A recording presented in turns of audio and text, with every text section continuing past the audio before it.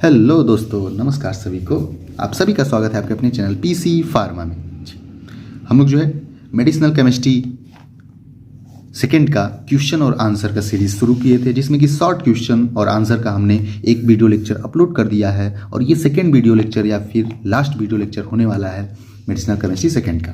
Okay, तो इसमें हम जो है अब शॉर्ट्स वाले में 2-3 कैटेगरी चीज़ें थी। शॉर्ट में ये सब मैटर, ठीक है ना, define term, suitable example, mechanism of action and use, ये फिर केमिकल स्ट्रक्चर था। ये सब चीज़ें हमने जनरली पढ़ लिया था सिंपली, थोड़ा थोड़ा इंट्रो लेवल पे, और आपके पेपर के लिए उतना ही उपयुक्त था, सुटेबल था। ओके, तो चलिए अब सेकेंड जो वीडियो लेक्चर ये होने वाला है, इसमें हम पढ़ते हैं लॉन्ग क्वेश्चन और आंसर्स को एकदम प्रॉपरली।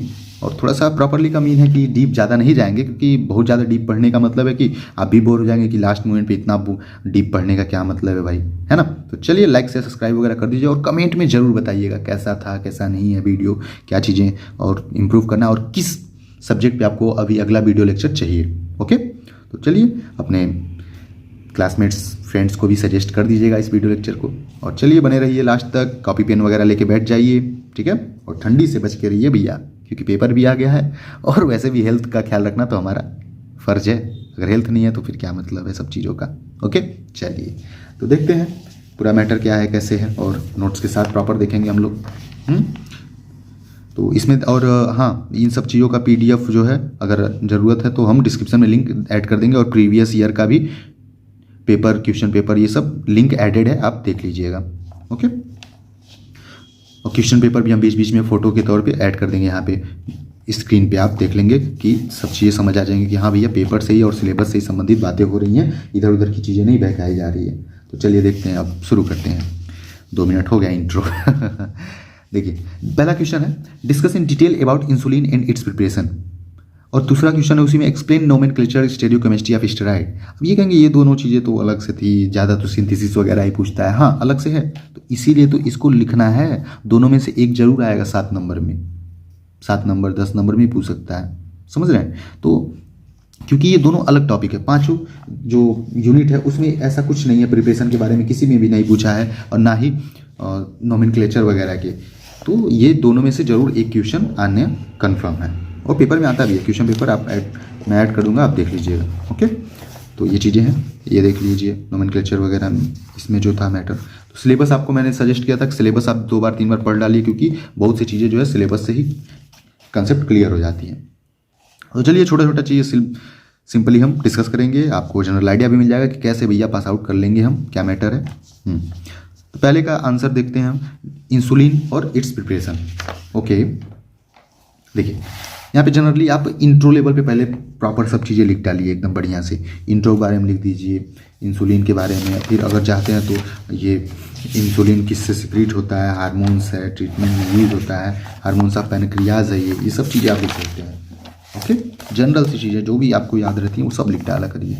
इंसुलिन के बारे में देखिए, insulin is a hormone produced in pancreas and allow the body to utilise sugar glucose from carbohydrate in food. Insulin एक हार्मोन्स है जो कि हमारे शरीर के पैनक्रियाज ग्लैंड से निकलते हैं, बीटा सेल से। ओके, ये ग्लूकोज जो हम भी कार्बोहाइड्रेट खाते हैं जो भी, तो इसमें सिंपलर फॉर्म, कॉम्प्लेक्स फॉर्म में जो भी चीज़ें निकलती हैं, कार्बोहाइड्रेट के भी टाइप्स होते हैं, तो उसमें से अल्टीमेटली आखिरी में मेटाबोलाइट जो है क्या निकलता है, वो ग्लूकोज ही निकलता है। मेटाबोलाइट आपने पढ़ा है, मेटाबॉलिज्म के बाद जो भी बचता है उसी को मेटाबोलाइट बोल देते हैं, है ना। प्रोडक्ट रहेगा यहाँ पे, प्रोडक्ट। ओके, मेटाबॉलिज्म होगा यहाँ पे, मेटाबोलाइट। ओके, ये सब चीज़ें हैं, तो इनको जब चीज़ें प्रोसेस होती है तो इंसुलिन के ही प्रेजेंस में ग्लूकोज को हमारे शरीर में यूज किया जाता है। ठीक है, study by Paul Langerhans. Okay, ये जो पढ़ा गया इंसुलिन के बारे में, ये लैंगरहेंस के साइंटिस्ट के द्वारा ही पढ़ा गया, जो जर्मनी के मेडिकल स्टूडेंट थे। Okay, discovered in 1921 by Banting and Best. और इस इंसुलिन का जो खोज है, जो प्रॉपर इन्होंने बताया, यहाँ देखिए भैया ये चीज़ें हैं, ये मैटर है, ये बेंटिंग और बेस्ट जी ने बताया है। फिर पैनक्रियाज के बारे में और चीज़ें कुछ हैं, ये पैनक्रियाज देखिए, एक्रीमर सेल्स और isolate cell, mainly beta cell का ही है, लेकिन इन दोनों में से जो है निकलता है। यही सेल्स वहाँ पे प्रेजेंट होते हैं। आखिर अलग अलग सेल्स से ही तो मिलके बने होते हैं। जैसे कि हमने ये पढ़ा है एपिथेलियल टिश्यू, तो एपिथेलियल टिश्यू का मतलब है कि वहाँ पे एपिथेलियल सेल ही तो है ना। तो वो चीज़ें हैं। Insulin is a peptide hormone synthesized in the beta cell of isolate Langerhans in the pancreas. देखिए आइसोलेट, ओके।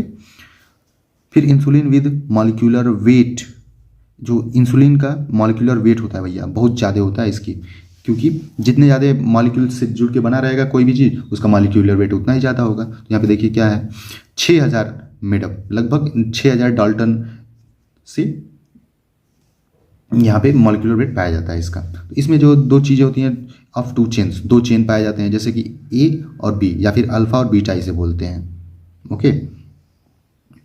अल्फा जो है एसिडिक रहेगा और बीटा जो है बेसिक नेचर का रहता है, ओके। यहीं पे देखिए 6000 होता है, या फिर एक्यूरेट अगर लिखना रहे तो 5808 ये होता है एक्यूरेट, लेकिन 6000 आप लिख देंगे कोई दिक्कत नहीं है। इसका देखिए केमिकल फार्मूला अगर याद हो पाए तो आप लिख देंगे, बहुत इफेक्टिव रहेगा अगर पेपर में ये क्वेश्चन पूछ देता है। कार्बन 257, हाइड्रोजन 383, नाइट्रोजन 65, ऑक्सीजन 77 और सल्फर 6। ये इतने मॉलिक्यूल मिला के पूरा इंसुलिन आपका बना होता है। तो समझ लीजिए इतने ढेर सारे मॉलिक्यूल जब रहेंगे तो मॉलिक्यूलर वेट तो ज़्यादा होगा ही ना, ओके। ये सब मैटर है, ओके। यहीं पे देखते हैं और आगे चीज़ें क्या है मैटर। अल्फा चेन में 21 एमिनो एसिड रहते हैं और बीटा चेन में 30 एमिनो एसिड होते हैं। अब यहाँ पे देखिए प्रिपरेशन की बातें होने लगी है धीरे धीरे, प्रिपरेशन की, क्योंकि इसका जो है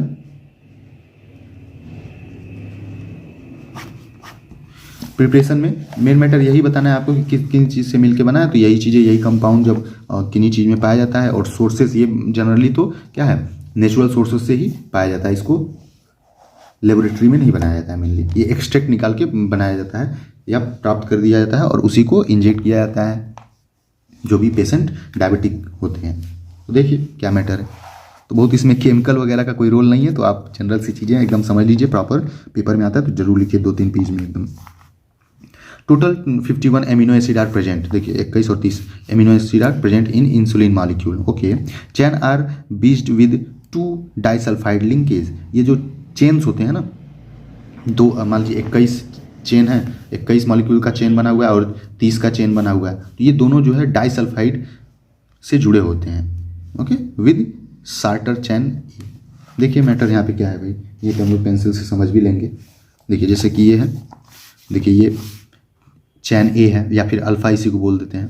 तो 21 एमिनो एसिड है, इधर NH2 एमिनो एसिड, देखिए ये सब एमिनो एसिड है और यहाँ पे COOH कार्बोक्सिलिक एसिड जुड़ा होता है। सेम यहाँ पे भी चीज़ें सेम है, देखिए 1 2 3 4 5 करके 30 तक है एकदम, ओके। और यहाँ पे जो क्या होता है, ये ऐसे सल्फाइड से सल्फर से जुड़े रहते हैं, ओके। तो वही बोल रहा है कि सल्फर से जुड़े होते हैं डाइसल्फाइड लिंकेज से। तो ऐसे आप बना दीजिए ये प्रॉपर गिन के, NH2 लिख दिया, अमीनो एसिड और कार्बोक्सिलिक एसिड और सल्फर दिखा दीजिए, ये प्रॉपर हो गया एक स्ट्रक्चर इसका, ओके। चलिए अब देखिए स्ट्रक्चर ऑफ इंसुलिन मॉलिक्यूल, ये देखिए यहाँ पे प्रॉपर था। फिर सोर्स ऑफ इंसुलिन, या फिर इसी को बता देते हैं कि प्रिपरेशन ऑफ इंसुलिन, प्रिपरेशन भी आप लिख सकते हैं, ये कहाँ से प्रिपेयर किया जा रहा है, प्रिपरेशन, ओके। चलिए देखिए इसमें सोर्सेस से क्या है, commercially it obtain from the extraction of the pancreas of animals. Commercially यानी कि बड़े पैमाने पे इसको जब बनाना रहता है कि कितने मात्रा में हमें यूज करना है, क्या चीज़ें हैं, तो इसे हम एनिमल से एक्सट्रैक्शन के तौर पे निकालते हैं। एक्सट्रैक्शन आप समझते ही हैं, किसी भी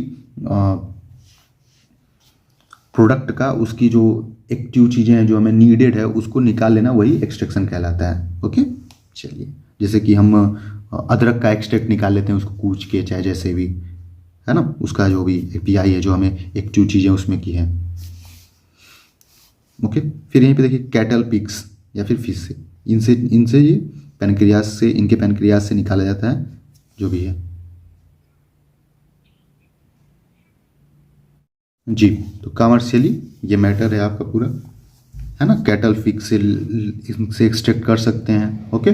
फिश से भी ले सकते हैं, तो प्रिपेयर हो जाएगा। एक्सट्रैक्ट करके और भी प्रोसेस करेंगे उसका जो भी स्टेलाइजेशन वगैरह, और यूजेबल कंसंट्रेशन ज़्यादा है तो उसको और डाइल्यूट करेंगे, समझ गए बात आप। तो ये सब चीज़ें आप लिख दीजिए, जनरल से एकदम चीज़ें हैं, बता रहा हूँ ना कि हम लोग इस देखिए, आप बहुत सी चीज़ें पढ़े भी हैं पेपर के लिए अब तक सिलेबस से संबंधित, लेकिन अब क्या है, हमको बस बूस्ट करना है उस प्रिपरेशन को।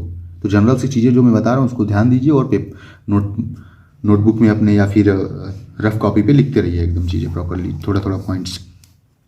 इन starting insulin were prepared from cow या फिर बोर्नियल पिग या फिर प्रोसाइन, ये ठीक है। ये सबसे पहले जब शुरुआत हुआ था तो ये बोर्नियल एक प्रजाति होती है, ठंडे प्रदेशों में, ठंडे एरिया में भी पाया जाता है इंडिया के ही। तो उस काऊ से, उस गाय से लिया जाता था इसका एक्सट्रैक्ट, और पिग से, सुअर से, ये भी एक प्रजाति प्रोसाइन है ना, प्रोसाइन या प्रोकाइन जो भी आप बोल सकते हैं, उससे ये लिया जाता था और बनाया जाता था। तो ये था जनरली इंसुलिन के बारे में। आप ये चैन वगैरह बना दीजिएगा, फिर प्रिपरेशन में ये सब दिखा दीजिएगा कि ये सब चीज़ें ध्यान रखना पड़ता है, और स्ट्रक्चर या फिर सोर्स ऑफ इंसुलिन या फिर प्रिपरेशन में ये सब याद, एक्सट्रैक्शन बता दीजिए, और फिर उसमें कंसनट्रेशन देखा जाएगा, उसको डाइल्यूट किया जाएगा, ये सब चीज़ें ध्यान रखा जाता है। ओके, यहाँ पे देखिए लिखा भी है और चीज़ें। Animal originated insulin are functionally similar but structurally differ to human insulin. देखिए, एनिमल से, जो भी जानवरों से ये चीज़ें ओरिजिनेट की जाती है, उत्पन्न की जाती है, वो स्ट्रक्चर के रूप में सेम रहेगा एकदम लगभग, कहीं ना कहीं। स्ट्रक्चर का मतलब वही कि 31 एमिनो एसिड का चेन अल्फा पाया जाएगा और बीटा 30 का, लेकिन थोड़ा सा डिफरेंस रहेगा, ये चीज़ें देखने को मिलती है। ओके, तो ये हो गया आपका प्रिपरेशन से संबंधित, इंसुलिन से संबंधित मैटर। ओके, और यूज़ वगैरह आप लिख दीजिएगा इसका, तो चीज़ें हो जाएंगी एकदम बढ़िया, है ना। चलिए, यूज़ आप जानते ही हैं, इट यूज्ड इन द क्या, diabetic mellitus first, diabetic mellitus second. Okay, ये सब चीज़ें आप लिख दीजिए एकदम प्रॉपर। अब देखिए, इसी में explain the nomenclature stereochemistry of steroid, इसको भी जनरली थोड़ा थोड़ा टच कर लेंगे, समझ जाएंगे हम चीज़ें। अगर आ जाए, इन दोनों में से एक आएगा, देखिए चीज़ें कन्फर्म है। ओके, तो देखिए अब एक्सप्लेन द नोमेनक्लेचर, और ये जानते रहिए कि ये पूरा वीडियो लेक्चर हो सकता है 1 आध घंटे का हो जाए, 1 घंटा या 1 घंटे से थोड़ा सा ज़्यादा का भी हो सकता है, लेकिन कंप्लीट करना है आपको, लास्ट तक देखना है, समझना है चीज़ों को। अब पेपर के लिए 2 घंटे, मान लीजिए उधर 40-43 मिनट का वीडियो था फर्स्ट पार्ट, और ये 1-1.5 घंटे का मान लीजिए हो जाएगा, तो अब इतना नहीं देखेंगे तो क्या देखेंगे भाई। ओके, चलिए जी, तो अब स्टेरॉइड के बारे में देख लेते हैं। पहले स्टेरॉइड के बारे में समझ लेंगे, उसके बाद फिर उनकी और चीज़ें जान लेंगे, नोमेनक्लेचर और स्टीरियोकेमिस्ट्री। कोई भी चीज़ जब स्टार्ट करेंगे तो उसको इंट्रोडक्शन लिखिए प्रॉपर एकदम, जिससे इफेक्ट भी बढ़ेगा और आपका कॉपी भी बढ़ जाएगा। ऐसा नहीं लगेगा कि एग्जामिनर को रट्टा मारा हुआ है स्टूडेंट, आपको वो भी समझेगा कि हाँ बच्चा सब चीज़ें जानता है इसके बारे में। तो स्टेरॉइड में देखिए, these are the class of natural occurring organic compound produced in body. ये जो है एक ऐसा क्लास है केमिकल का जो ऑर्गेनिक कंपाउंड होता है। ऑर्गेनिक यानी कि कार्बन, हाइड्रोजन, ये सब चीज़ें मेनली जिससे बना होता है। कार्बन ऑर्गेनिक बोल देते हैं, वही कार्बनिक कंपाउंड प्रोड्यूस्ड इन बॉडी, शरीर में ही हमारे बनता भी है। They are used for many physiological function in body such as growth development. ये जो है हमारे शरीर के कार्य में बहुत से रोल निभाते हैं शरीर में, जैसे कि हमारे वृद्धि में, विकास में, है ना। They are extensively found in plant animals. ये अधिकतर जो है पौधों में और जानवरों में पाया जाता है। They have a steroidal ring which contain 17 carbon in 4 ring. ये देखिए, स्टेरॉइडल रिंग पाया जाता है जो कि 17 कार्बन से मिलकर बना होता है, और ये 4 रिंग होते हैं, टोटली 17 कार्बन रहेंगे 4 रिंग में। ओके, स्ट्रक्चर यहाँ पे जनरली देख लीजिए है क्या मैटर है। Steroid are made up of 4 fused ring, ये 4 जुड़े हुए रिंग से मिलकर बना होता है। These hydrocarbon are cyclopentano perhydrophenanthrene and have a 5 membered cyclopentane ring D. अच्छा, 3 जो है देखो 6 मेंबर्ड रिंग रहेंगे, और चौथा जो है डी, ABCD अगर इसको लिखा जा रहा है तो डी जो है 5 मेंबर्ड रिंग रहेगा। Okay, and phenanthrene ring ABC। देखिए, फेनेथ्रेन रिंग ABC है, और डी वाला कौन सा है, 5 मेंबर्ड साइक्लोपेंटेन रिंग है। Okay, basic steroidal ring structure, ये बेसिक स्ट्रक्चर है। उसके बाद अब इस पर अलग अलग कंपाउंड, सब्स्टिट्यूएंट, CH3, OH, ये सब जुड़ता रहेगा, और कंपाउंड का नाम वही नोमेनक्लेचर में चेंज हो जाएगा, बस यही नोमेनक्लेचर है इनका भैया। तो अब देखिए ये चीज़ें हैं नोमेनक्लेचर का, इसमें नोमेनक्लेचर ऑफ स्टेरॉइड, कैसे इस स्टेरॉइड का नाम पड़ा। देखिए यहाँ पे ये 3 जो है 6 मेंबर्ड रिंग है। फेनेंथ्रेन, हाइड्रोजन एक्शन होगा, हाइड्रोजन इस पर रिएक्ट करेगा, तो यहाँ पे फिर ये चीज़ें आ रही हैं, ये देखिए हट जा रहा है बॉन्ड, है ना। उसके बाद यहाँ पे प्लस साइक्लोपेंटेन हो रहा है, और फिर आपको मिल जा रहा है साइक्लो पेंटो पर हाइड्रोफेनेथ्रेन फेनेंथ्रेन। ओके, तो ये स्केलेटन ऑफ स्टेरॉइड ऐसे ही मिलता है। तो अब ये जनरली नहीं याद रखिए, बस ये चीज़ें इंट्रोडक्शन याद रखिए और ये स्ट्रक्चर याद रखिए कि इसमें 4 रिंग होते हैं, 3 जो है 6 मेंबर्ड रिंग होते हैं और एक 5 मेंबर्ड रिंग। ओके, ये जनरल सी बातें हैं, आप इतना जरूर याद रखिए चीज़ों को। अब वीडियो पच पच कर करके ना सुनना तो अच्छी बात है, लेकिन पच करके एक बार आप जब लाइन पढ़ लेंगे ना तो आपको जरूर जो है बोल रहा हूँ 50% ऐसे ही याद हो जाएगा कि अच्छा यही तो मैटर है। ओके, फिर steroid consist 4 rings ABC is cyclopentane ring, ये सब वही मैटर है फिर से। ठीक है, फिर अब देखिए नंबरिंग के हिसाब से नोमेनक्लेचर इनमें किया जाता है। The basic skeleton contains 17 carbon atom. The numbering starts with ring A phenanthrene and them follow to B to C then ring D। अच्छा, A से स्टार्ट होता है, देखिए A वाला ये है, A है ना, फिर B फिर C फिर D। ए से स्टार्ट होता है नंबरिंग और बी फिर सी फिर टी तक ऐसे पहुंचता है प्रॉपर। तो ये चीज़ें हमें फॉलो करना पड़ता है नंबरिंग के हिसाब से, और नंबरिंग के हिसाब से ही तो पता चलेगा कि मान लीजिए 13 पोजीशन पे कोई सब्स्टिट्यूएंट जोड़ना है, सब्स्टिट्यूएंट वही जो external other than main structure के हम लोग जोड़ रहे हैं कंपाउंड।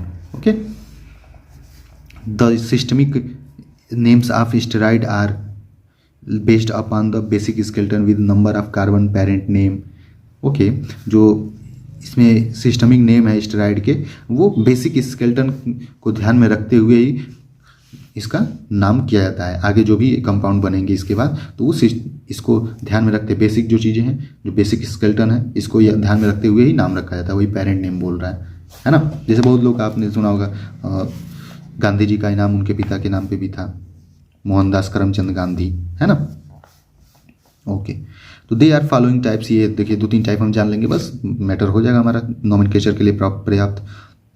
गेनेन स्केलेटन, अब ये गेनेन क्या लिख रहा है, मतलब कि इसमें बताएगा कि हाँ कुछ अलग चीज़ें डिफाइन करना चाह रहा है। This is smallest simplest skeleton with 17 carbon.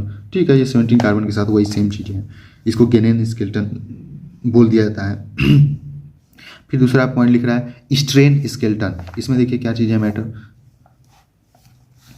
Additional methyl group on carbon 13 in Ghanaian in beta position give skeleton strain with 18 carbon. अच्छा, अब देखिए यहाँ पे 13 पोजीशन पे, अगर यहाँ पे ये देखा जाए काउंटिंग की तो 13 यहाँ पे पोजीशन है, यही यानी कि बोल रहा है कि स्ट्रेन स्केलेटन का मीन है कि 13 पोजीशन पे CS3 या फिर कार्बन एक कंपाउंड जोड़ दिया जाएगा, एक कार्बन का मॉलिक्यूल जोड़ दिया जाएगा। तो कार्बन के साथ भी ये जानते हैं आप, कार्बन अकेले रहेगा नहीं, इनकी वैलेंसी पूरा करने पर 4 हाइड्रोजन चाहिए इनको। ओके, तो 1 से जुड़ ही जाएंगे और 3 तो CS3 रहेगा, तो ये जुड़ेगा 18 पोजीशन पे। तो ऐसे स्ट्रेन स्केलेटन हो गया, या इसको बोल देंगे, ये नाम हो गया इसका। ओके, तो ये चीज़ें हैं, देखिए यहाँ पे बताया भी गया है, वही सेम चीज़ें हैं। फिर यहाँ पे देखिए एंडोस्टेन स्केलेटन, ये सब चीज़ें हैं, जहाँ पे additional methyl group on C13 position पे एक मेथिल ग्रुप यानी कि CS3 जुड़ ही रहा है। फिर यहाँ पे आगे और भी पोजीशन जो है, यहाँ पे काउंटिंग हमने जो किया था, देखिए 110, यहाँ पे 10 पोजीशन आ रहा है, तो 10th पोजीशन पे भी यहाँ पे एक मेथिल ग्रुप जुड़ जा रहा है, तो इसको एंडोस्टेन स्केलेटन बोल दे रहे हैं। ऐसे ही प्रीगेन स्केलेटन बोल दे रहे हैं। यहाँ पे देखिए मेथिल ग्रुप 1 2 3 4 मेथिल ग्रुप जुड़ जा रहा है। ये हो गया प्रॉपर, बस 2-3 चीज़ें याद रखिए, प्रॉपर हो जाएगा आपका नोमेनक्लेचर, स्टेरॉइड ऑफ नोमेनक्लेचर। ये किसके आधार पर हम कर रहे हैं, नंबरिंग के आधार पर हम कर रहे थे प्रॉपर। ठीक है, तो ये छोटा सा मैटर है, आप समझ जाइए इसको, आप चीज़ें लिख डालिएगा प्रॉपर। 2 पेज का मैटर है, आप 1-2 बार रिवाइज कर लेंगे, हो जाएगा भाई। जनरल सी बातें बहुत डीप इसीलिए नहीं डीप हम लोग डिस्कस कर रहे हैं, ताकि हमको कन्फ्यूज़न ना हो। ओके, चलिए ब्रदर, अब इसी में स्टीरियो केमिस्ट्री का बात कर लें। Stereo chemistry of steroid, stereo chemistry आपने ऑर्गेनिक केमिस्ट्री में पढ़ा भी है। स्टीरियो केमिस्ट्री में क्या मैटर होता है कि इसमें हम स्टीरियो केमिस्ट्री का मतलब होता है कि 3 डायमेंशनल नोमेनक्लेचर ऑफ द या फिर structure of the any organic compound. 3 dimensional का क्या मीन होता है, जैसे कि हम कोई भी कुर्सी देखते हैं या फिर हम लोग क्यूब वगैरह बनाते हैं ऐसे करके, ताकि दिखे प्रॉपर, है ना। बनाते हैं ना कि 3D हमें दिखे, ऐसे करके बनाते हैं, आप बनाए भी होंगे।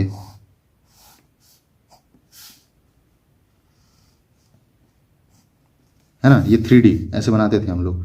तो इसमें क्या हो रहा है कि हमें 3D दिख रहा है, ये सब चीज़ें थोड़ा सा हो सकता है इम्प्रॉपर बन गया हो, लेकिन ऐसे ही था। तो 3D ये चीज़ें थी, लेकिन 3D हम बना नहीं पाते मेनली ब्लैक बोर्ड पे या फिर कॉपी पेन पे। तो 3D डायमेंशन को ध्यान रखते हुए जो नोमेनक्लेचर या फिर स्ट्रक्चर दिखाया जाएगा स्टेरॉइड का, उसी को स्टीरियोकेमिस्ट्री बोल दिया जा रहा है। इसमें क्या होता है, डॉटेड लाइन दिखाई जाती है और थिक लाइन दिखाई जाती है, जैसे कि बुक में दिखाया गया, आपको दिखा दे रहे हैं हम। यहाँ पे देखिए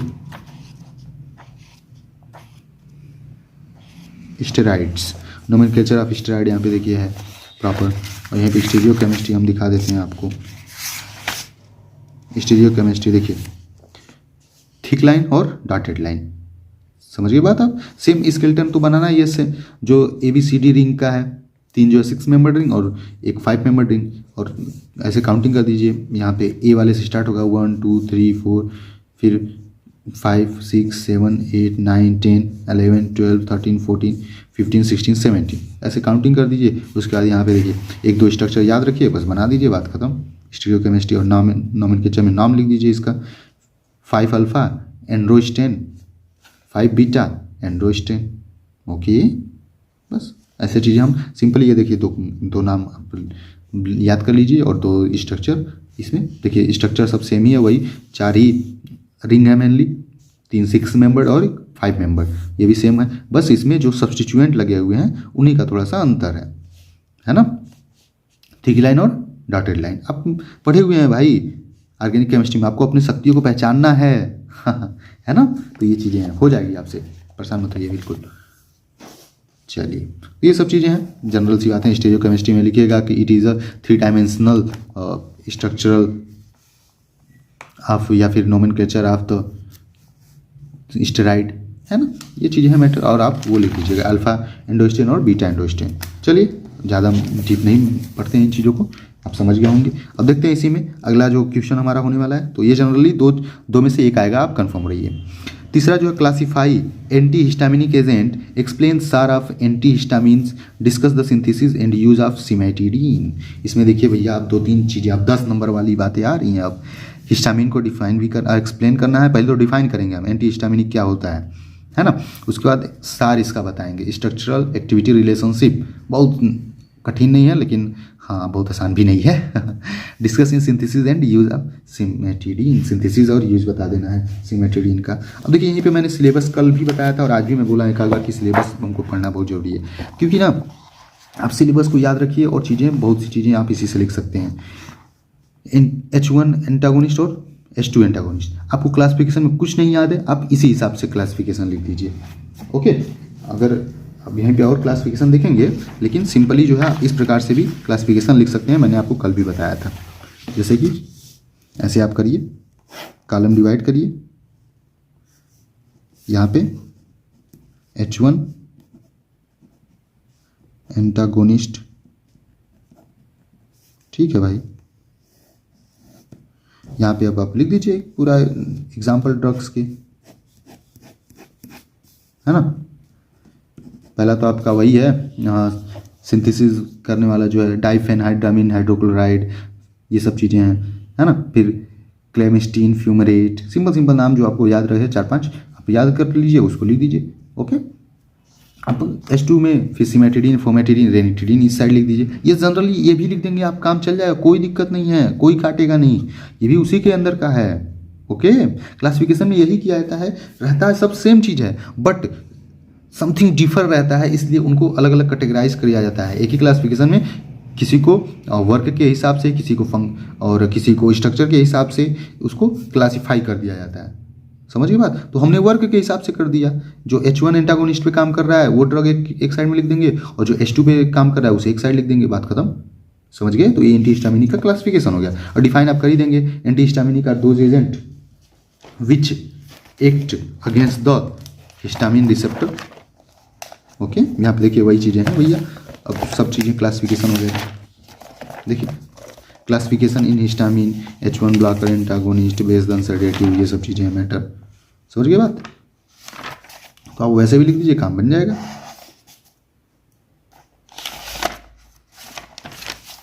यहाँ पे देखिए सब चीज़ मेटाबॉलिज्म वगैरह था, यहाँ पे जनरली ये था those chemical agent which are reduce the effect of histamine our body are called histaminic agent, okay.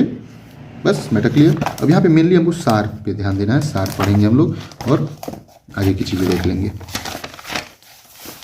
देखिए सार, स्ट्रक्चरल एक्टिविटी रिलेशनशिप। ओके, चलिए देखते हैं स्ट्रक्चरल एक्टिविटी रिलेशनशिप। आप पहले भी पढ़ चुके हैं, आज हम लोग बस बूस्ट कर रहे हैं इस प्रिपरेशन को। मैं पहले ही बोल दिया हूँ, आपको बिल्कुल कंफ्यूज नहीं होना है कि क्या है क्या नहीं है, कितना डीप है, चाहे जो भी चीज़ है, आपको बस देखते जाना है। एक बार दो बार देख लेंगे आप, पढ़ लेंगे, आपकी चीज़ें क्लियर हो जाएंगी। तो देखिए इसमें ये जनरल स्केलेटन है किसी भी चीज़ का। इस एसआर में ना जनरल स्केलेटन आपको बना देना और उसके बाद बता देना है कि कहाँ पे ऑक्सीजन जोड़ेंगे, कहाँ पे नाइट्रोजन जोड़ रहे हैं, कहाँ पे सल्फर ग्रुप जोड़ रहे हैं, तो एक्टिविटी बढ़ रही है या फिर घट रही है। बस स्ट्रक्चरल एक्टिविटी रिलेशनशिप, संरचना में ऐसा क्या चीज़ें बदलाव हो रहा है या फिर संरचनात्मक चीज़ें हो रही हैं कि उसकी एक्टिविटी में क्या संबंध है, बढ़ रहा है, घट रहा है, क्या चीज़ें हो रही हैं, वही हमें बताना है। तो देखिए एराइल, AR लिखा है, एराइल है यहाँ पे। एराइल यानी कि बेंजीन रिंग रहेंगे, यहाँ पे मेंबर्ड रिंग रहेंगे, उसको ऐड कर सकते हैं आप। कौन सा ऐड करेंगे, कौन सा नहीं ऐड करेंगे। फिर यहाँ पे एक्स है, जो भी ये कंपाउंड एक्स जो कि सैचुरेटेड कार्बन जोड़ सकते हैं, ऑक्सीजन भी जोड़ सकते हैं आप, है ना, ये सब चीज़ें हैं। कार्बन कार्बन कार्बन, फिर वही CH3 मैटर है।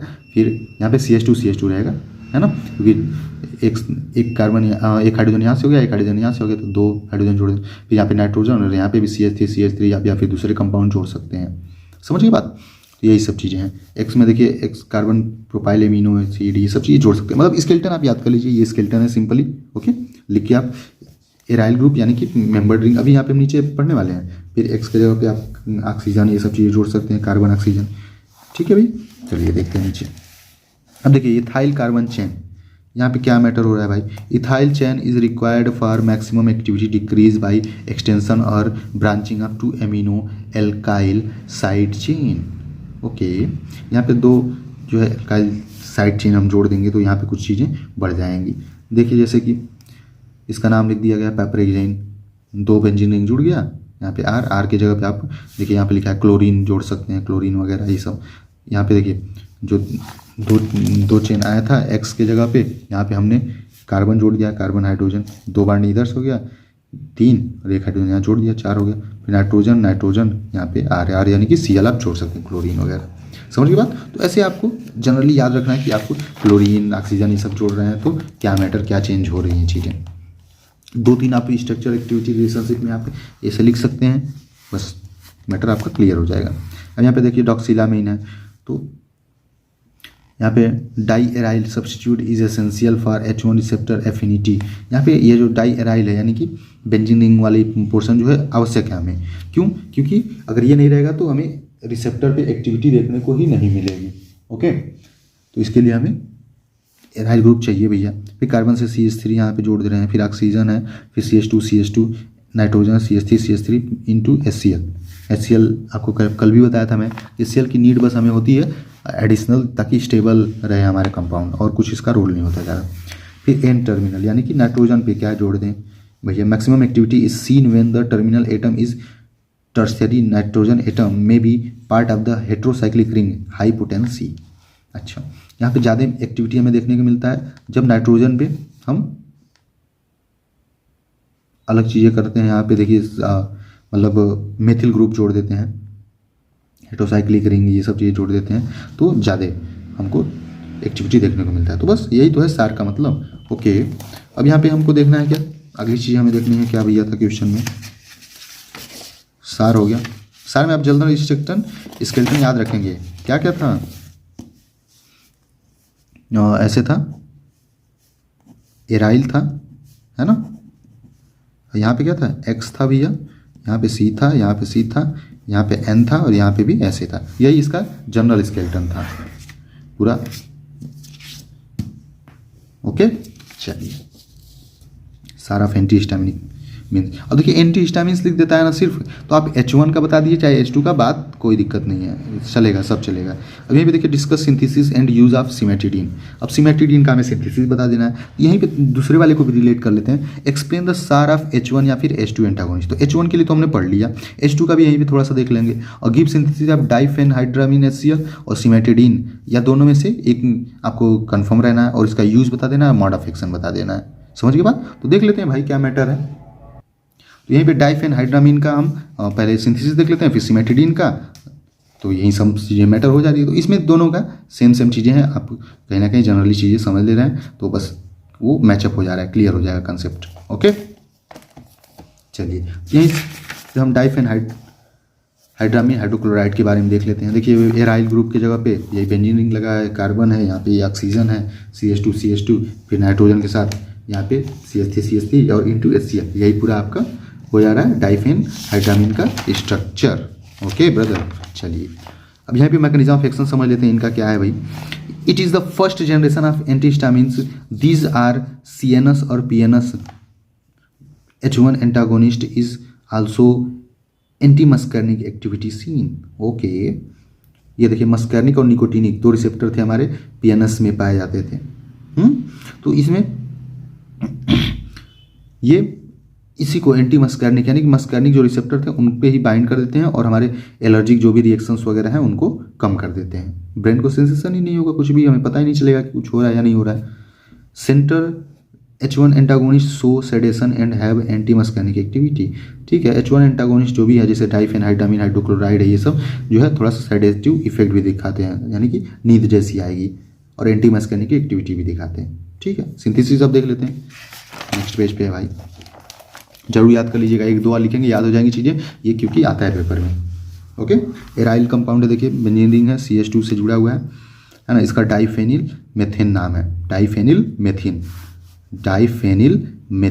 ओके, फिर यहाँ पे ब्रोमीन है Br2, और ये आपका है सनलाइट के प्रेजेंस में -HBr हो रहा है, -HBr, H यहाँ से और Br यहाँ से, समझ गए, यानी कि एक Br बचेगा और एक H भी बच रहा है, HBr माइनस हो गया, निकल गया। तो यहाँ पे देखिए 2 बेंजीन रिंग है और CH सेम आया क्योंकि एक हाइड्रोजन निकल गया और Br आ गया।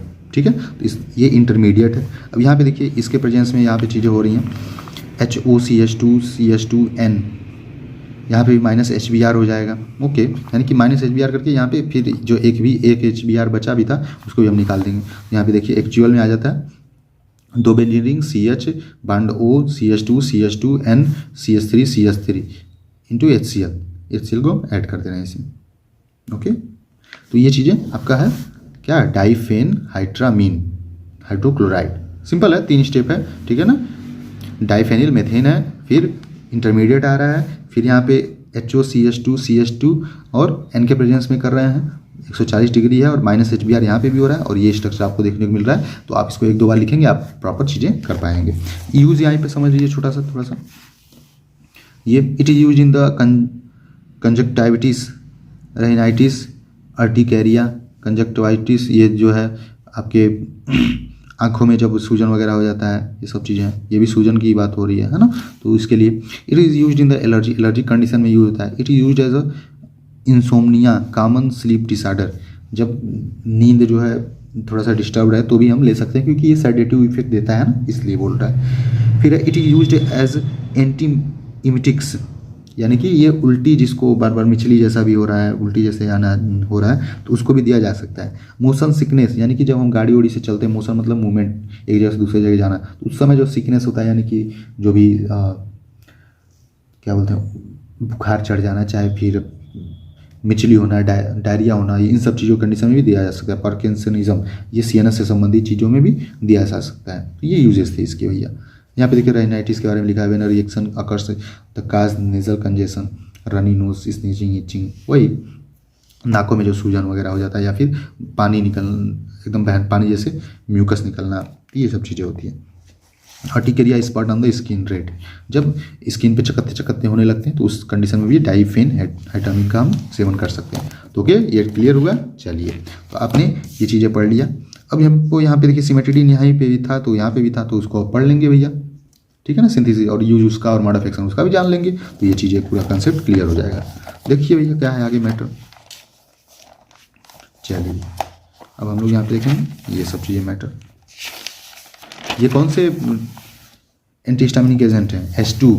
ओके, अगर इसका भी आपको सार जानना रहे, तो सार यहाँ पे थोड़ा सा देख लीजिए, इसका स्केलेटन क्या है, स्केलेटन स्ट्रक्चर, वहाँ पे तो ये था एराइल, X, CC और N, ये सब चीज़ें थी। यहाँ पे सार जान लीजिए। सार देखिए 2 ही 3 का जानना है, तो थोड़ा सा ध्यान दे दीजिए, अब परेशान मत होइए भाई। अब इतना नहीं पढ़ोगे तो क्या पढ़ोगे भाई, ऐसे थोड़ी होता है। करना पड़ेगा आपको, आप जानते हैं, आप कैपेबल है, कर सकते हैं भाई। तो देखिए सारा H2 antagonist. H2 antagonist are structure antagonist. Histamine are not as H1 antagonist. Okay, H2 antagonist are very polar in nature. ठीक है, ये पोलर नेचर का होता है. देखिए इमडाजोल रिंग है यहाँ पे 5 मेंबर रिंग, NH यहाँ पे R है, R की जगह पे वही C क्लोरीन वगैरह आप छोड़ सकते हैं सब चीज़ें. ठीक है, यहाँ पे देखिए फिर ये आप जानते हैं यहाँ पे CH3 जब IUPAC नेम पे आप लिखते हैं तो ये सब लिख सकते. सल्फर यहाँ पे नाइट्रोजन है ना, ऐसे चीज़ें आप याद रखेंगे. ये कार्बन चेन है. Okay, nitrogen group. ये देखिए एक चीज़ एडेड है, दूसरा चीज़ है एल्काइल ग्रुप, फिर यहाँ पे कार्बन चेन है बीच में और नाइट्रोजन. ये इसका बेसिक स्केलेटन है. तो ये याद रखिए. इमिडाजोल के बारे में थोड़ा सा लिख दीजिए. Imidazole ring is necessary for the H2 antagonist activity. और वहाँ पे देखिए फर्स्ट वाले में क्या था, जब H1 एंटागोनिस्ट था तो वहाँ पे एराइल ग्रुप जरूरी था, कंपलसरी था एक्टिविटी देने के लिए. यहाँ पे इमिडाजोल रिंग एक्टिविटी के लिए जरूरी है. ओके, चलिए यहाँ पे देखिए if we acid basic moiety like dimethyl amino methyl or guanidine and heterocyclic ring so activity increased. यहाँ पे जब डाइमेथाइल एमिनो मेथिल ये सब जोड़ देते हैं हम हेट्रोसाइक्लिक रिंग में, एक्टिविटी इंक्रीज हो जाती है, बढ़ जाती है. ठीक है, देखिए फोमेटिडीन बन जाता है जैसे कि ये देखिए फोमेटिडीन बन गया. यहाँ पे फोमेटिडीन सॉरी, देखिए ये इमिडाजोल रिंग था, यहाँ पे नाइट्रोजन जोड़ दिए और यहाँ पे कार्बन डबल बॉन्ड कार्बन है. ओके, और NH2 ये जोड़ दिए, इस तो फोमेटिडीन बन गया. CH2 sulphur CH2 carbon double bond NSO2 NH2. ठीक है, फिर यहाँ पे NH2 ये. ठीक है, एल्किल ग्रुप R की जगह पे क्या जोड़ देंगे भाई. Here substitution in imidazole ring carbon ring is necessary. यहाँ पे देखिए कार्बन रिंग इमिडाजोल में जरूरी है. ठीक है, जो इमिडाजोल है. इफ R की जगह पे हम CH3 लिख दें सो गिव पोटेंट एक्शन, यानी कि रेनिटिडीन बन जाएगा. जो बेसिक स्केलेटन था यहाँ पे देख सकते हैं आप, यहाँ पे R की जगह पे हम अगर CH3 जोड़ देंगे तो ये बन जाएगा रेनिटिडीन. हमें सिमेटिडीन का स्ट्रक्चर पढ़ना है अभी. ठीक है, तो ये चीज़ें हैं. अब सल्फर की एक्टिविटी क्या है ये ज़्यादा जानना जरूरी है. तो ये मैटर है पूरा सार का. सिंपल सी चीज़ें, स्केलेटन आप जानते रहिए, उसी में ऑक्सीजन CH3 ये सब चीज़ें जनरली भी अगर आप नहीं आते ना तो लिख दीजिएगा, परेशान मत होइए. ओके, छोड़ने से लेकिन नहीं मिलेगा नंबर. छोड़ देंगे या बिल्कुल नहीं लिखेंगे तो फिर तो मैटर गड़बड़ है. थोड़ी चीज़ें कॉन्शियस माइंड से आप देखिए, ध्यान से, और समझ जाएंगे आप चीज़ें. अब देखिए यहाँ पे सिमेटिडीन का सिंथेसिस हमें देख लेना है और मोड ऑफ एक्शन और यूज़. तो cimetidine is gastric acid reduce used in the short term treatment of duodenal and gastric ulcer. Cimetidine जो है गैस्ट्रिक एसिड को रिड्यूस करता है, शॉर्ट टर्म में ड्यूडेनल अल्सर को ठीक करता है, ये बोल सकते हैं आप. सिंथेसिस है, तो सिंथेसिस में देखिए एथाइल 2 क्लोरो एस्टिक, ये इससे स्टार्ट होता है. ठीक है, CH3 bond C double bond O bond CH bond Cl, फिर यहाँ पे C बॉन्ड O ऑक्सीजन, फिर डबल बॉन्ड ऑक्सीजन C2H5 ये है. प्लस यहाँ पे फॉर्मामाइड, इसका एडिशन हो रहा है CH डबल बॉन्ड O फिर NH2, ये चीज़ें हो रही हैं. ठीक है, यहाँ पे एरो करके फिर इंटरमीडिएट में ये आ रहा है, देखिए इमिडाजोल रिंग है और C डबल O C2H5 आ रहा है, जिसे 4 कार्बेथॉक्सी 5 मेथिल इमिडाजोल बोल रहे हैं. इमिडाजोल रिंग तो है ही ये. ओके, यहाँ पे भी क्या जुड़ जाएगा, यहाँ पे भी CH3 आप जोड़ सकते हैं. जहाँ भी बांड खुला है वहाँ पे समझिए CH3 आप जोड़ सकते हैं. ओके, फिर यहाँ पे LiAlH4 यानी कि लिथियम एल्यूमिनियम हाइड्रोक्साइड जो है यहाँ पे रिडक्शन होगा. ठीक है भाई, रिडक्शन में क्या होता है, एक जो है मॉलिक्यूल जुड़ता है, ऑक्सीडेशन में निकलता है. ठीक है, तो ये चीज़ें फिर बनेगा सेकेंड में. देखिए ये सेम चीज़ें थी, CH3 ये इमिडाजोल रिंग CH2OH, यहाँ पे CH2OH यानी कि एक जो है ऑक्सीजन जो निकल गया. तो अब ये एक चीज़ें ये भी जानते रहिए, एक स्टार्टिंग प्रोडक्ट और एक लास्ट प्रोडक्ट भी आप लिख देंगे ना तो भी काम आपका बन जाएगा. कोई भी अगर चीज़ें जैसे कॉम्प्लिकेटेड आपको लग रही हैं तो आप लास्ट प्रोडक्ट एक यहाँ पे देखिए ये लिख दीजिए और लास्ट प्रोडक्ट ये लिख दीजिए. हाँ, यही इफेक्ट होगा कि 3 नंबर में से 2 नंबर मिलेगा, लेकिन गलत नहीं करेंगे, नंबर मिल जाता है भाई, सही बता रहे हैं. अब जब अगर कन्फ्यूज़न होगा आपको, जैसे अब 5 पढ़ के सब भूल जाने से अच्छा है कि 2-4 एकदम बढ़िया से पढ़ लीजिएगा जो छोटे छोटे सिंथेसिस हैं, जैसे कि अभी डाइफेनाइडामीन का देखिए 3 ही स्टेप में था, ये तो भैया थोड़ा सा कॉम्प्लिकेटेड है, सिमेट्रिडीन का। ओके, तो लास्ट स्टेप याद रखिए और लिख दीजिए इसको। ये इमिडाजोल रिंग हो गया, CH3 जोड़ दिए, CH2 sulphur, CH2 N nitrogen जो है, फिर CH यहाँ पे बांड NH CH3, फिर double bond N bond CN, ये हो गया सिमेट्रिडीन। आप चीज़ें ऐसे कर सकते हैं, सही बता रहे हैं, आप छोड़िएगा मत, हो जाएगा। आप फर्स्ट प्रोडक्ट लिखिए और लास्ट में ओके क्या बन रहा है। Mode of action, it works by the blocking the H2 receptor in the parietal cell, decrease the histamine activity. Simple है ना। ये पैराइटल सेल अभी मैंने कल भी बताया था, पैराइटल सेल जो है हमारे पाए जाते हैं स्टमक में, जिसकी वजह से HCl सिक्रीट होता है। हमने HAP में पढ़ा भी था सेकेंड सेमेस्टर में। तो जो जहाँ से सिक्रीट हो रहा है HCl वहीं तो रोकना है हमें। तो H2 रिसेप्टर वहाँ पे पाए जाते हैं, वहीं पर रेंटेडिन जाता है, उनसे ब्लॉक कर देता है और सिक्रीशन होगा ही नहीं। ठीक है। Usages treat gastric ulcer and duodenal ulcer, treat acid reflux and heart burn.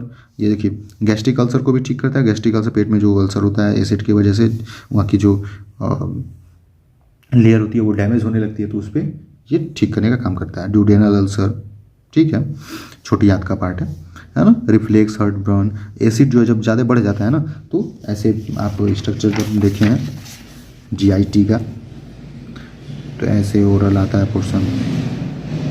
Okay,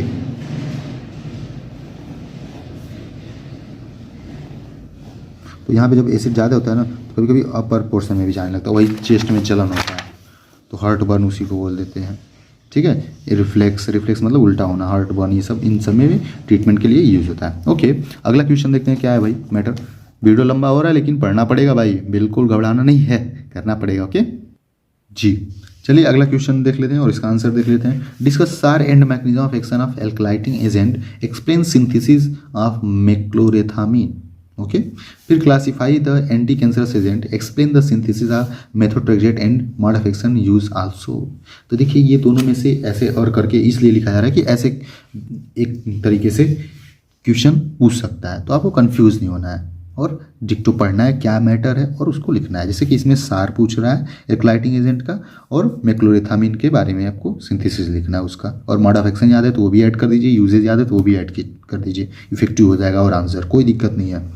classify the anti cancerous agent, दिक्कत तब होता है जैसे अब पूछ रहा है एल्कलाइटिंग एजेंट और आप लिख रहे हैं एंटी एंजाइनल एजेंट के बारे में, तब दिक्कत होता है। लेकिन जब मेक्लोरेथामीन के बारे में जो भी आपको पता है सिंथेसिस के बारे में भी आप ऐड कर दे रहे हैं तो कोई दिक्कत नहीं है। ओके, फिर यहाँ पे देखिए उसी संबंधी क्वेश्चन पूछ दे रहा है कि क्लासिफिकेशन दीजिए पहले एंटी कैंसरस का, तो आप सिलेबस याद कर लीजिए, सिलेबस के हिसाब से लिख दीजिए, क्या दिक्कत है, कोई नहीं। Explain the synthesis of methotrexate और मोड ऑफ एक्शन, तो या फिर मेक्लोरेथामीन का या फिर मेथोट्रेक्सेट का एक जो है सिंथेसिस पूछ देगा, और इसको अगर आप पढ़े रहेंगे ना तो ये 2-2 नंबर में भी कभी कभी चीज़ें पूछ देती हैं, तो आप कन्फ्यूजन क्लियर रहेगा। आपको पहले भी मैं बता चुका हूँ कि 30 से 35 नंबर जो है केमिस्ट्री पोर्सन है और सब थियरी पोर्सन है ना। ओके, तो चीज़ें याद रखिए।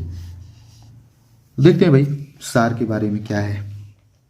अब यहाँ पे देखिए सार है। ओके, तो इसका भी जनरल स्केलेटन आपको याद रहना चाहिए, और पहले तो आप डिफिनेशन लिख दीजिए। Alkylating agent means which type drug which is used in the treatment of cancer, it's also known as anti neoplastic agent, also known as anti cancerous drug. बस सिंपल सा आप लिख दीजिए, उसके बाद ये चीज़ आगे स्टार्ट कर दीजिए।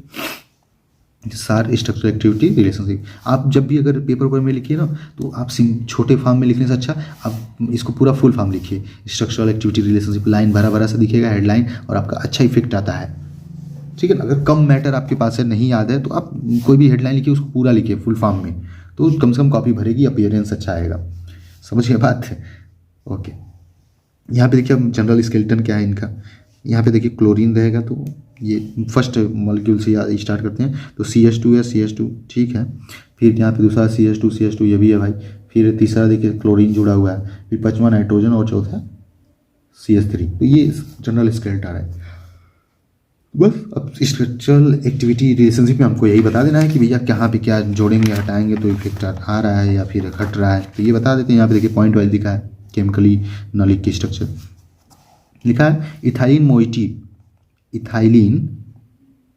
Moiety between nitrogen and chlorine essential for activity to form aziridinium ion. अच्छा, ये जो एथाइलिन है, ठीक है ना, CH2 N और क्लोरीन के बीच में, देखिए बिटवीन द नाइट्रोजन और क्लोरीन, इज वेरी एसेंशियल। ये आवश्यक होता है ताकि हमें एजाइडिनियम आयंस की जो एक्टिविटी देखने को मिलती है वो मिलता रहे।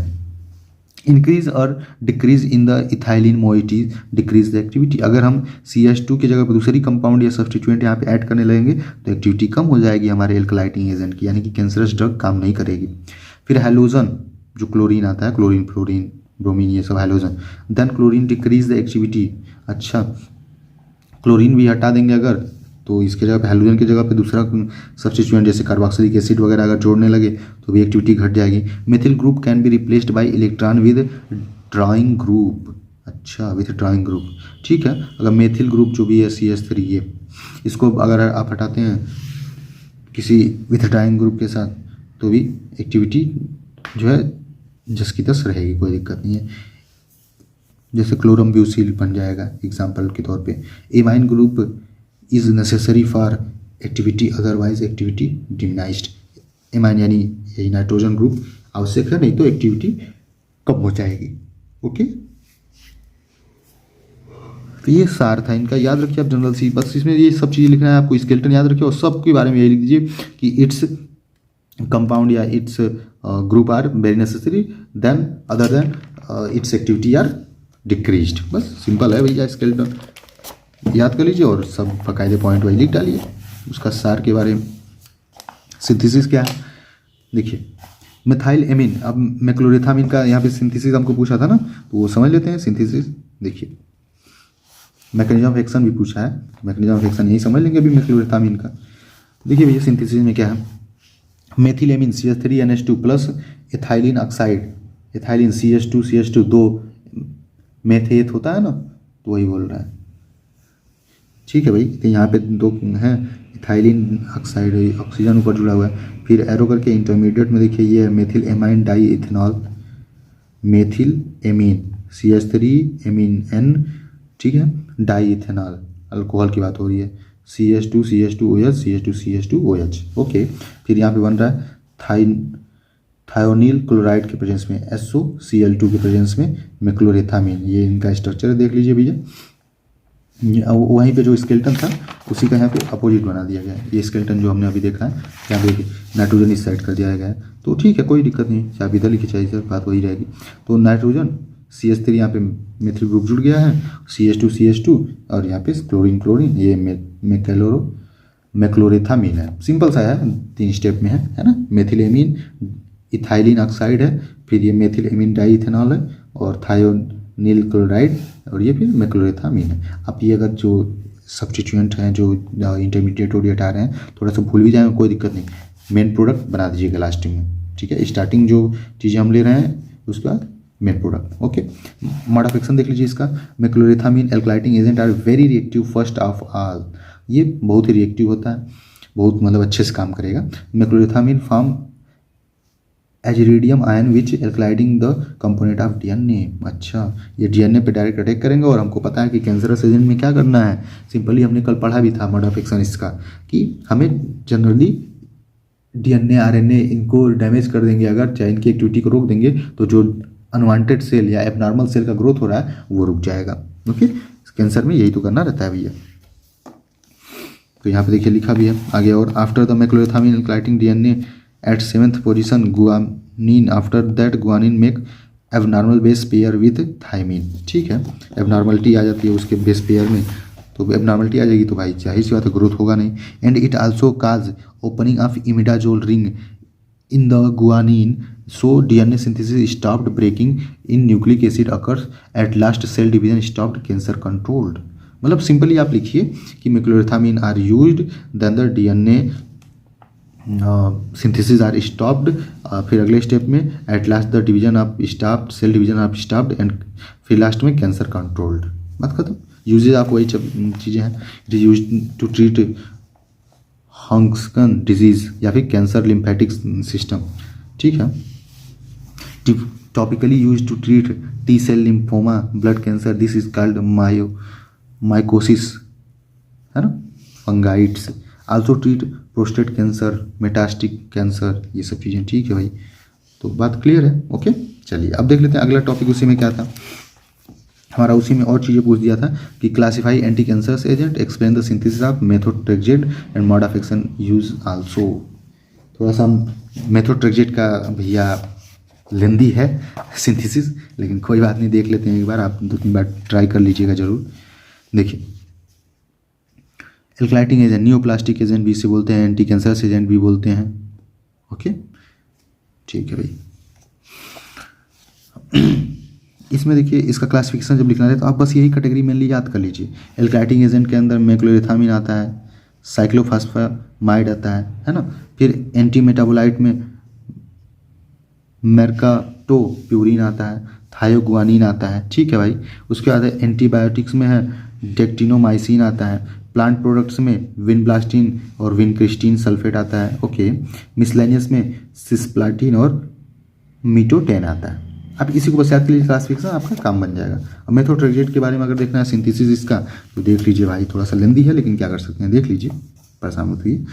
देखिए सिंथेसिस में इसके क्या है, अब यहाँ पे बताया कि किस किस जगह पे एमीन जुड़ा हुआ है बेंजीन रिंग में, पायरिडीन रिंग में, ये पायरिडीन रिंग कहलाता है। नाइट्रोजन 2 नाइट्रोजन लगा रहेगा बेंजीन रिंग में, उसको पायरिडीन बोल देते हैं, पायरिडीन रिंग। ओके, तो इसमें देखिए 2, 4, 5, 6 पोजीशन पे NH2 जुड़ा हुआ है, एमीन जुड़ा हुआ है, उसे टेट्राएमीन बोल दे रहे हैं, 4 एमीन पायरिडीन में जुड़ा हुआ है, प्लस BrCH2 CHO CHBr ये रहेगा एडिशनल। फिर ऐड करेंगे HOC bond CH bond NH bond C double bond O, और यहाँ पे भी है CH2 C double bond OH, carboxylic acid है। थोड़ी सी चीज़ें हैं कठिन, लेकिन आप क्या करेंगे, अब करना पड़ेगा भाई। ओके, चलिए, फिर यहाँ बेंजीन रिंग है। फिर यहाँ पे देखिए इंटरमीडिएट में BaCl2 H2O NaOH, फिर दूसरा कंपाउंड है ACOH I2, या फिर यहाँ पे Kl पोटेशियम आयोडाइड, ये जोड़ सकते हैं आप। ठीक है, इसके बाद बनेगा आपका मेथोट्रेक्सेट। यहाँ पे देखिए पायरिडीन रिंग तो है भैया, यहाँ पे एमीन भी जुड़ा हुआ है, डाई एमीन है। फिर यहाँ पे एक बेंजीन रिंग यानी कि पायरिडीन रिंग है। ओके, पायरिमिडीन रिंग है। फिर यहाँ पे CH2 N बांड CH3, फिर यहाँ पे बेंजीन रिंग, और यहाँ से भी लगा हुआ है CONH bond CH C double bond OH, CH2 का होल स्क्वायर है 2, फिर है CH C डबल OH, है ना, ये है मेथोट्रेक्सेट। अब 2 बार बनाइएगा, यहाँ पे देखिए, और 2 पायरिमिडीन रिंग बनाइए और NH2 जोड़ दीजिएगा, CH2 है, फिर N CH3, फिर बेंजीन रिंग है CONH और CH C double bond OH CH2 C double OH, ये है बन गया आपका मेथोट्रेक्सेट। ओके, ये एंटी मेटाबोलाइट कैटेगरी का आपका ड्रग है। इनका देखिए मैकेनिज्म ऑफ एक्शन में वही सेम चीज़ें, ये भी DNA RNA को ही क्या करेंगे, इनहिबिट करेंगे, उनके सिंथेसिस नहीं होने देंगे, जिसकी वजह से कैंसर कंट्रोल हो जाएंगे। ठीक है, यूजेस है वही भैया, लिम्फोसाइटिक ल्यूकेमिया जो ब्लड में WBC में जब कैंसर हो जाता है तो उसकी वजह से दिक्कत होती है, तो उसको ठीक करने के लिए ब्रेस्ट कैंसर, ये सब आप पॉइंट वाइज लिख डालिएगा, कई पॉइंट्स हो जाएंगे ना। इन्फ्लामेटरी डिजीज, सीवियर पैसोरियासिस, अब 2-3 लिख दीजिए, ल्यूकेमिया में, ब्रेस्ट कैंसर में, है ना, प्रोस्टेट कैंसर में, 3-4 लिख देंगे, यूजेस हो जाएगा। तो ये मैटर हो गया। ओके, चलिए अब देख लेते हैं यहीं पे अगला क्वेश्चन रहेगा हमारा, what is anti anginal agent, explain the synthesis use of nitroglycerin isosorbide dinitrate. Nitroglycerin तो बहुत सिंपल है भाई, ग्लिसरीन से बनता है और उसके प्रेजेंस में सल्फ्यूरिक एसिड और नाइट्रिक एसिड के प्रेजेंस में बनता है नाइट्रोग्लिसरीन। ग्लिसरीन में नाइट्रोजन मॉलिक्यूल बस जुड़ जाते हैं, नाइट्रोग्लिसरीन में आता है। बहुत सिंपल है, ये जरूर पूछ देता है, 2 नंबर में पूछ देगा, नहीं तो बड़े क्वेश्चन में भी पूछ ही देता, तो याद रखिएगा सिंपली। हम देख ही लेते हैं अभी। फिर आइसोसर्बाइड डाइनाइट्रेट, इन दोनों में से एक पूछ देगा। तो चलिए देख लेते हैं भाई क्या मैटर है जी। तो देखिए 5वां क्वेश्चन है, उसके बाद 3-4 और बचा है, वो हो जाएगा, 10-10 मिनट और लगेगा। तो कंफर्म करते हैं, कंप्लीट करते हैं इन चीज़ों को, और लास्ट तक बने रहिए। 1 बार 2 बार पढ़ करके आप जरूर देखिए, है ना। एक बार चीज़ें देख लेंगे आप प्रॉपरली तो कुछ चीज़ें जरूर ऐसे 10-20% दिमाग में सेट हो जाता है, माइंड सेट हो जाता है। उसके बाद फिर देख लीजिएगा 1-2 बार और लिख डालिए प्रॉपर चीज़ें देख देख के, हो जाएंगी आपकी चीज़ें क्लियर। ओके, चलिए तो देखिए एंटी एंजाइनल एजेंट के बारे में पहले पढ़ लेंगे। वही है कि those agent which are used in the treatment of angina pectoris is known as anti anginal agent. वही लिखा है, angina pectoris chest pain is the symptom due to myocardial ischaemia where in the blood supply decreased. ये chest pain, angina pectoris एक medical term है, chest pain generally आप बोल सकते हैं, जो मायोकार्डियल इस्चेमिया की वजह से होता है। मतलब हार्ट में ब्लड जब अच्छे से सप्लाई नहीं होता है तो एंजाइना पेक्टोरिस होता है। इसमें होता क्या है, कभी कभी जो ब्लड वेजल से आर्टरी जो लेके जाती है वो उसमें प्लेग जमा हो जाता है कोलेस्ट्रॉल का। हमने पढ़ा ये सब चीज़ें, ठीक है।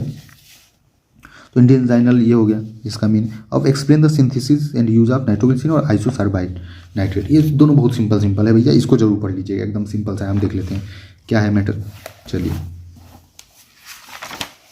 आप एंटी एंजाइनल वगैरह ये सब चीज़ें क्लोजी में भी पढ़े हैं। ये यहाँ पे आ गया nitroglycerin. Nitroglycerin is a vasodilator and treated first choice drug for angina pectoris. It is effective, fast acting, economic. It is taken by sublingual under tongue route. ये नाइट्रोग्लिसरीन का टैबलेट मैंने देखा भी है, सफ़ेद सफ़ेद छोटा छोटा आता है। ये बहुत सही में इफेक्टिव है, फर्स्ट प्रियॉरिटी होता है, तुरंत एक्शन देता है। हमारे दादा भी हार्ट के पेशेंट हैं तो उनको ये दिया गया था, बहुत सस्ता मिलता है, डॉक्टर ने प्रेस्क्राइब किया था तो उनको लिया था उन्होंने। अगर बहुत ज़्यादा कभी कभी ऐसा कोई दिक्कत है इमरजेंसी तो इसको टंग के नीचे अप्लाई करना है और प्रॉपर तुरंत इफेक्ट मिलता है, ऑनसेट ऑफ एक्शन। ओके, तो इसे बोल रहा है फर्स्ट प्रियॉरिटी। सिंथेसिस देख लीजिए, सिंपल है, ग्लिसरीन और नाइट्रिक एसिड और सल्फ्यूरिक एसिड के प्रेजेंस में यही नाइट्रोग्लिसरीन बन जाएगा। दैट्स क्लियर है ना। चलिए देखिए, CH2OH CHOH CH2OH 3HNO3 और H2SO4 के प्रेजेंस में CH2ONO2 CHONO2 CH2ONO2। ओके, तो ये चीज़ें आप सिंपली याद कर लीजिए, 2 बार लिखेंगे आपको याद हो जाएगा, और याद करना ही पड़ेगा भाई, छोड़ नहीं सकते आप। Okay, nitroglycerin is synthesised by treating dihydrate glycerin with a mixture of fuming nitric acid sulphuric acid. Okay, that's clear. Mode of action क्या है, nitroglycerin is a vasodilator, vessels को डायलेट कर देता है, क्योंकि हमारे एंजाइना पेक्टोरिस के condition में जो भी पेशेंट पीड़ित हैं उनके नसें ही तो सिकुड़ जाती हैं, तो उसको ये डायलेट कर देगा। Okay, so after dilation of blood vessels, next page में देख लेते हैं, जब ब्लड वेजल्स डायलेट हो जाएगा, ब्लड इजिली फ्लो इंक्रीज्ड, आसानी से ब्लड फ्लो इंक्रीज हो जाएगा। Heart does not need to work hard, oxygen demand decreased, ठीक है, ऑक्सीजन डिमांड कम हो जाएगा। एंजाइना ट्रीटेड, एंजाइना पेक्टोरिस का जो है उपचार हो जाएगा। यूजेस क्या है इसका, एंजाइना पेक्टोरिस में यूज़ करते हैं इसको, हार्ट फेल्योर में भी यूज़ कर सकते हैं, हार्ट अटैक में यूज़ कर सकते हैं, रिड्यूस द बीपी को भी कम करने में इसको यूज़ करते हैं नाइट्रोग्लिसरीन का, ठीक है। अब सेकंड चीज़ें थी जो क्या था, आइसोसार्बाइड डाइनाइट्रेट था, देख लीजिए, इसको देख लेते हैं भाई। आइसोसार्बाइड डाइनाइट्रेट ये भी क्या है, वेजोडाइलेटर है। ओके, लिखा है it is also a vasodilator, यानी कि ये भी वेजल्स को ही डायलेट करके, इसका मोड ऑफ एक्शन तो कन्फर्म है, यूज भी वही रहेगा, है ना। But it have slower onset of action, लेकिन ये नाइट्रोग्लिसरीन से थोड़ा कम काम करते हैं। भले ही इनका सिंथेसिस का प्रोसेस बहुत लंबा चढ़ा है, लेकिन ये काम नाइट्रोग्लिसरीन से कम करते हैं। वही है, देखन में छोट घाव करे गंभीर, तो नाइट्रोग्लिसरीन जो है ज़्यादा इफेक्टिव है। सिंथेसिस क्या है, first of all sorbide obtained from the glucose reduction and then sorbide on dehydration which H2SO4 sorbitol on dehydration intermediate after nitrogen isosorbide it give ISDN। Okay, देखिए यहाँ पे क्या मैटर, ग्लूकोज भी है, glucose है ना, HOH, ये खोल के लिखा गया इसलिए चैन इसका, ताकि हम इसमें क्या कंपाउंड कहाँ जुड़ रहा है ये हम बता पाएंगे प्रॉपरली। ओके, ये देख लीजिए। फिर यहाँ पे H2 आप लिख करके PTA प्लेटिनम, इन दोनों के प्रेजेंस में, इन दोनों के एक हाइड्रोजन या फिर प्लेटिनम के प्रेजेंस में ये होता है, ठीक है।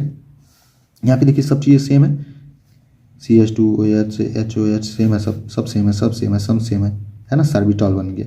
ओके, ये बता रहा है कि इस स्टेप के बाद ये चीज़ें बनती हैं। फिर H2SO4 और -H2O होगा, यहाँ पे देखिए डबल मेंबर्ड 5 मेंबर्ड रिंग बन रहा है। ओके, OH जुड़ गया यहाँ पे, अब यहाँ पे हाइड्रोजन जुड़ गया है, ठीक है, यहाँ पे O है और यहाँ पे भी एक ऑक्सीजन जुड़ा हुआ है। ओके, और यहाँ पे OH है, यहाँ पे भी AH है, ये आइसोसार्बाइड हो गया। डाइनाइट्रेट भी चाहिए ना हमें, तो HNO3 और H2SO4 सेम जैसे उसमें था नाइट्रोग्लिसरीन में, वैसे भी यहाँ पे नाइट्रिक एसिड हमें जोड़ना पड़ रहा है बाहर से। यहाँ पे देखिए सेम वो 2 मेंबर रिंग है, यहाँ पे NO2 जुड़ गया ऑक्सीजन से, यहाँ पे भी एक NO2 जुड़ गया यहाँ पे, ठीक है, ये चीज़ें हैं। और हमारा आइसोसर्बाइड डाइनाइट्रेट हमें प्राप्त हो गया भैया, ठीक है, क्लियर। 1-2 बार लिखेंगे आपका कन्फ्यूजन क्लियर हो जाएगा। Isosorbide, nitric acid, nitric oxide, guanylate cyclase, CGMP, है ना, cyclic guanosine monophosphate, protein kinase dependent, ये सब चीज़ें हो रहा है। Release calcium ions, relaxation of smooth muscles, vasodilation. तो वही एंजाइना पेक्टोरिस में यूज होगा, कंजेस्टिव हार्ट फेलियर, CHF, और प्रिवेंटिंग द एंजाइना अटैक्स, इन सब में ये यूज होते हैं। तो ये क्वेश्चन जो है क्लियर हो गया। नाइट्रोग्लिसरीन और आइसोसर्बाइड डाइनाइट्रेट, ये बहुत आसान है, पढ़ लीजिएगा जरूर इसको। Explain the synthesis use and mode of action of chlorothiazide और फ्रूसामाइड, ये क्या है आपके, ये है आपके डायूरेटिक्स। तो फ्रूसामाइड थोड़ा सा लॉन्ग इसका हो जाता है सिंथेसिस, बट देख लेते हैं, कोई बात नहीं। चलिए, तो यहाँ पे कुछ शॉर्ट करते हैं, वीडियो को शॉर्ट करते हैं, ठीक है ना, बहुत ज़्यादा लंबा हो रहा है। तो एक काम आपके लिए आप छोड़ रहे हैं, छठा जो क्वेश्चन है इसको आप पढ़ लेंगे। Synthesis and mode of action और यूज ऑफ क्लोरथायाजाइड और फ्रूसामाइड आप देखेंगे, अब ये आपकी जिम्मेदारी है, जरूर देखेंगे, ओके, ठीक है ना, जरूर देख लीजिएगा। अब मैं आता हूँ दूसरे क्वेश्चन पे। ये डिस्को डाइसो पैरामाइड फास्फेट, ये पूछा है 2-3 बार पूछा है कंटिन्यूअस, और इंपॉर्टेंट भी है कहीं ना कहीं। तो इसको हम देख लेते हैं। एंटी एरिथेमिक क्या है और क्लासीफाई करना है इसको, और मोड ऑफ एक्शन और यूज बताना है, और इसका सिंथेसिस भी बता देना है हमें, है ना। या फिर डायरेक्ट आप स्ट्रक्चर से बना दीजिए तो भी काम चल जाएगा, ठीक है। तो इसको हम समझ लेते हैं, आप ये क्वेश्चन पढ़ लेंगे डायूरेटिक्स में का क्लोरथायाजाइड और फ्रूसामाइड, ओके, ठीक है, क्योंकि वीडियो लेक्चर बहुत लंबा हो रहा है। ये काम है आपका, याद रखिएगा, भूलिएगा मत भैया। चलिए देखते हैं आगे क्या मैटर है। तो एंटी एरिथेमिक के टर्म पे आते हैं जी। देखिए एंटी एरिथेमिक एजेंट वही है, एरिथेमिक का मतलब होता है कि रिदम जब गड़बड़ हो जाए, हार्ट बीट जैसे कि एक लययुक्त तो पूरा चल रहा है, आपने ECG वगैरह देखा होगा, ऐसे ऐसे चलता है, ऐसे करके होता है ना। तो ये एक लय में चल रहा है पूरा प्रॉपर एकदम, है ना। तो ये जब लययुक्त ना चल के ऐसे चल के फिर ऐसे सीधा चलने लगे, फिर ऐसे करके फिर सीधा ऐसे, तो दिक्कत है ना भाई। तो वही एरिथमिया होता है। Those type agent which are used in the treatment of the abnormal rhythm, okay. चलिए, यही आपका एंटी एरिथमिक ड्रग कहलाता है, ठीक है। तो ये हो गया what is anti arrhythmic drugs, ठीक है। Classify them and give mode of action and use of disopyramide, okay, देख लेते हैं। इसका सिंथेसिस पूछ सकता है तो हम लोग देख लेंगे प्रॉपर, आप लोग एक बार प्रैक्टिस कर लीजिएगा। अब देखिए 43 मिनट का वो वीडियो लेक्चर था, और ये मान लीजिए 1.5 घंटे का हो जा रहा है अगर, तो इतना नहीं पढ़ेंगे भाई। 3-4 घंटे का वीडियो लेक्चर अगर 3-4 बार आपको रिपीटेटिव पढ़ना ही पड़े तो क्या दिक्कत है, हाँ, ठीक है ना। क्लासिफिकेशन ऑफ एंटी एरिथेमिक एजेंट, देखिए इसमें क्या है, हमको बस इसमें रिदम को कंट्रोल करना है। रिदम जो गड़बड़ हो जा रहा है उसमें रिदम को कंट्रोल करना है। कौन कौन सी दवाइयाँ देनी पड़ेगी, देखिए sodium channel blocker, beta blocker, potassium channel blocker और कैल्शियम चैनल ब्लॉकर, ये 4 कैटेगरी की हमें दवाइयाँ देनी पड़ रही है।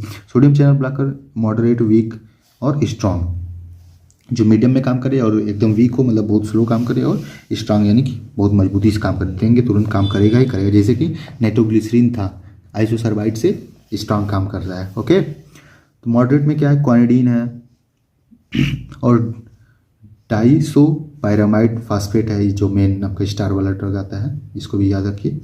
वीक में आता है फेनोटोइन है, लीडोकैन है, ये तो सब लोकल एस्थेटिक टाइप के इफेक्ट देंगे, है ना, ओके। फिर है स्ट्रॉन्ग, लोराकैन है और फ्लेकानाइड है, इंकानाइड है, ये सब दवाइयाँ। बीटा ब्लॉकर में आपका है एटनोलोल, टीमोलोल, प्रोपेनोलोल, ये सब आते हैं। फिर अब पोटेशियम चैनल ब्लॉकर में सेटोलोल और एमिडोरोन है, ठीक है। उसके बाद है डिल्टियाजेम और विरप्पामिल, ये आता है कैल्शियम चैनल ब्लॉकर में, ओके। चलिए, तो ये आपका क्लासिफिकेशन जनरली आप एक बार देख लीजिएगा, हो जाएगी चीज़ें। अब यहाँ पे आते हैं हम डाइसोपैरामाइड फास्फेट के बात पे।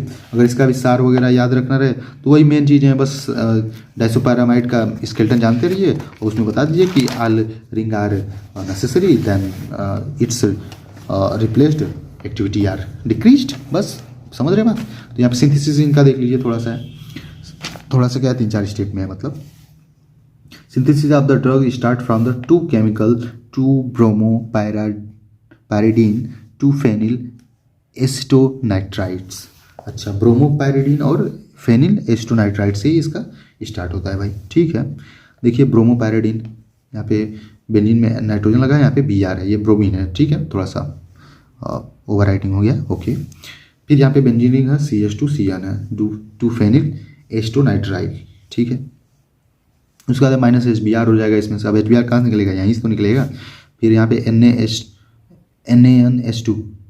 NaNH2 सोडियम एमाइड है। ठीक है, फिर यहाँ पे दूसरे स्टेप में बन रहा है भैया, देखिए बेंजीन रिंग हो जा रहा है, CH जुड़ जा रहा है, Cn plus Cl bond CH2 bond N, फिर CH3 CH3 ये हो जा रहा है 2 chloro bond NN Daiso propyl ethyl amine. ये देखिए 2-3 बार लिखेंगे तभी याद होगा, थोड़ा सा कॉन्शियस माइंड से लिखेंगे, बोर मत होइएगा बिल्कुल। बोर क्या होना है भाई, काम है आपका, स्टूडेंट हो, आपका काम है ये करना है। टीचर आपके कॉलेज में आपका काम कर रहा है अच्छे, मैनेजमेंट में फीस जमा करने वाला है वो अपना अच्छे से काम कर रहा है भैया, फीस लेंगे तो लेंगे जबरदस्त भाई, कई बार फ़ोन करके मांगते हैं, तो आपका भी ये काम है, आप पढ़िए, क्यों नहीं करेंगे।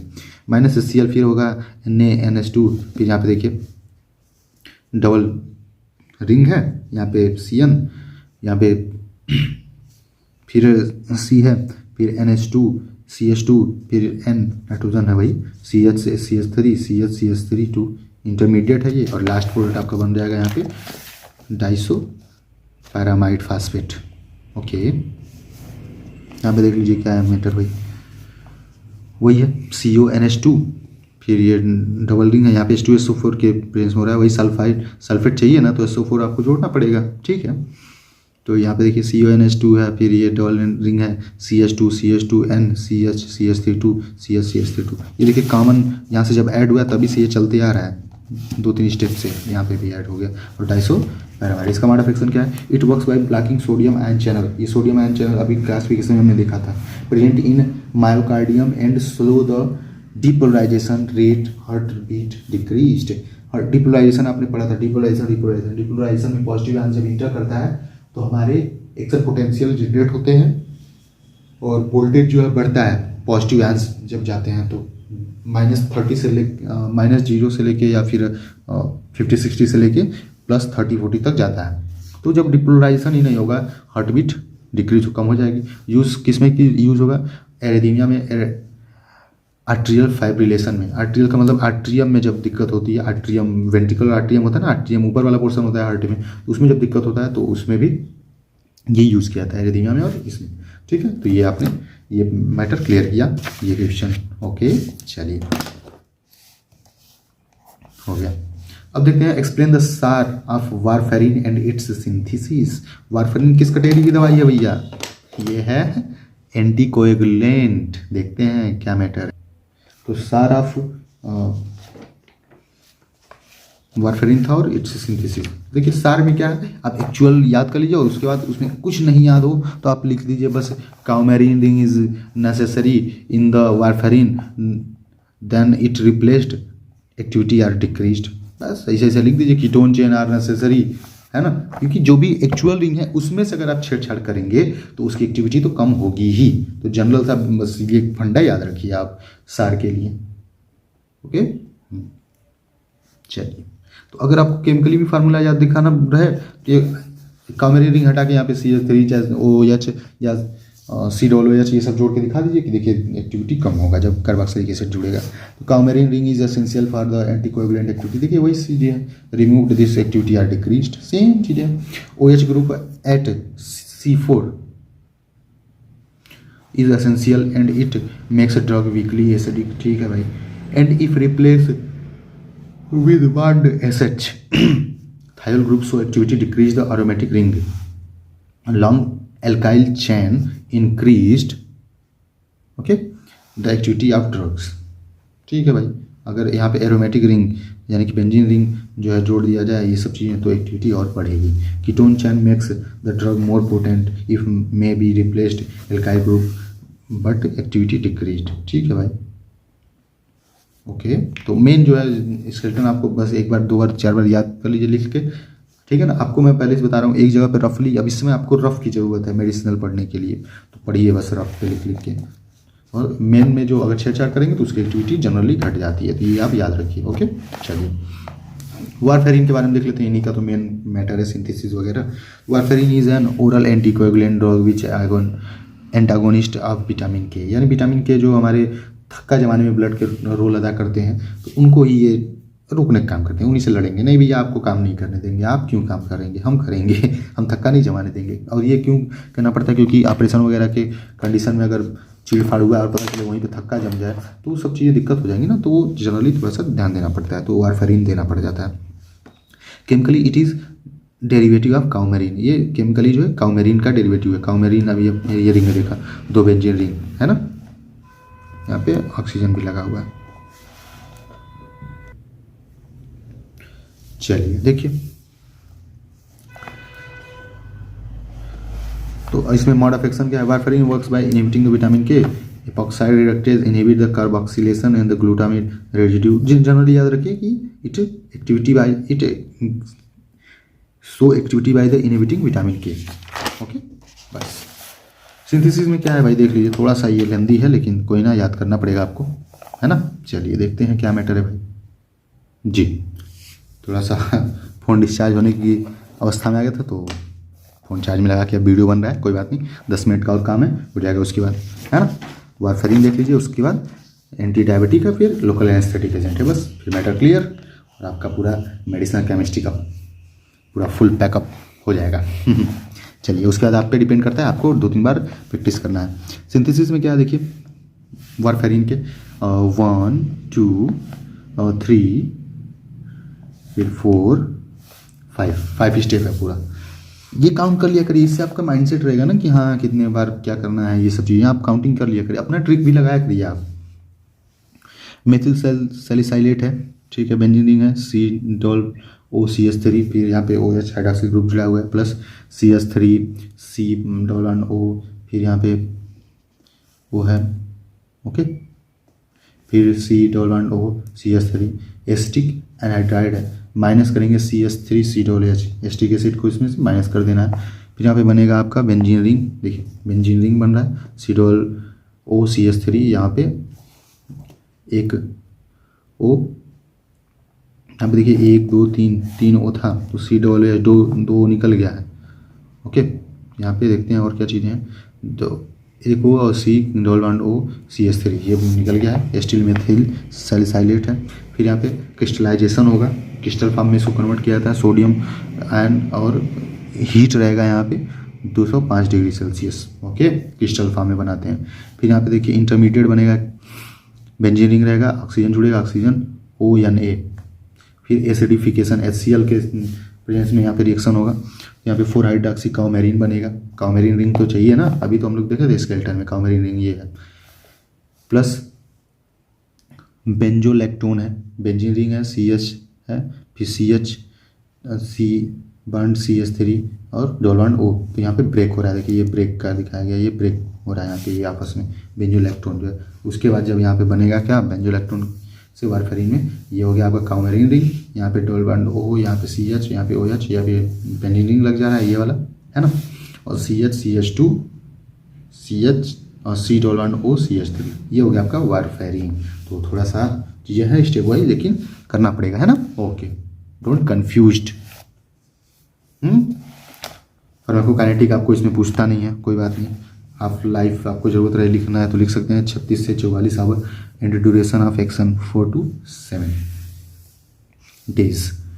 देखिए एक बार अगर हम इसका एडमिनिस्ट्रेट करेंगे तो 36 से 44 घंटे तक इसका जो है आधी इंग्रेडिएंट, आधी चीज़ें, एलिमेंट्स जो है रह जाएंगे हमारे शरीर में, ओके। यूजेस क्या है, as anticoagulant use in the treat of deep vein thrombosis, ठीक है।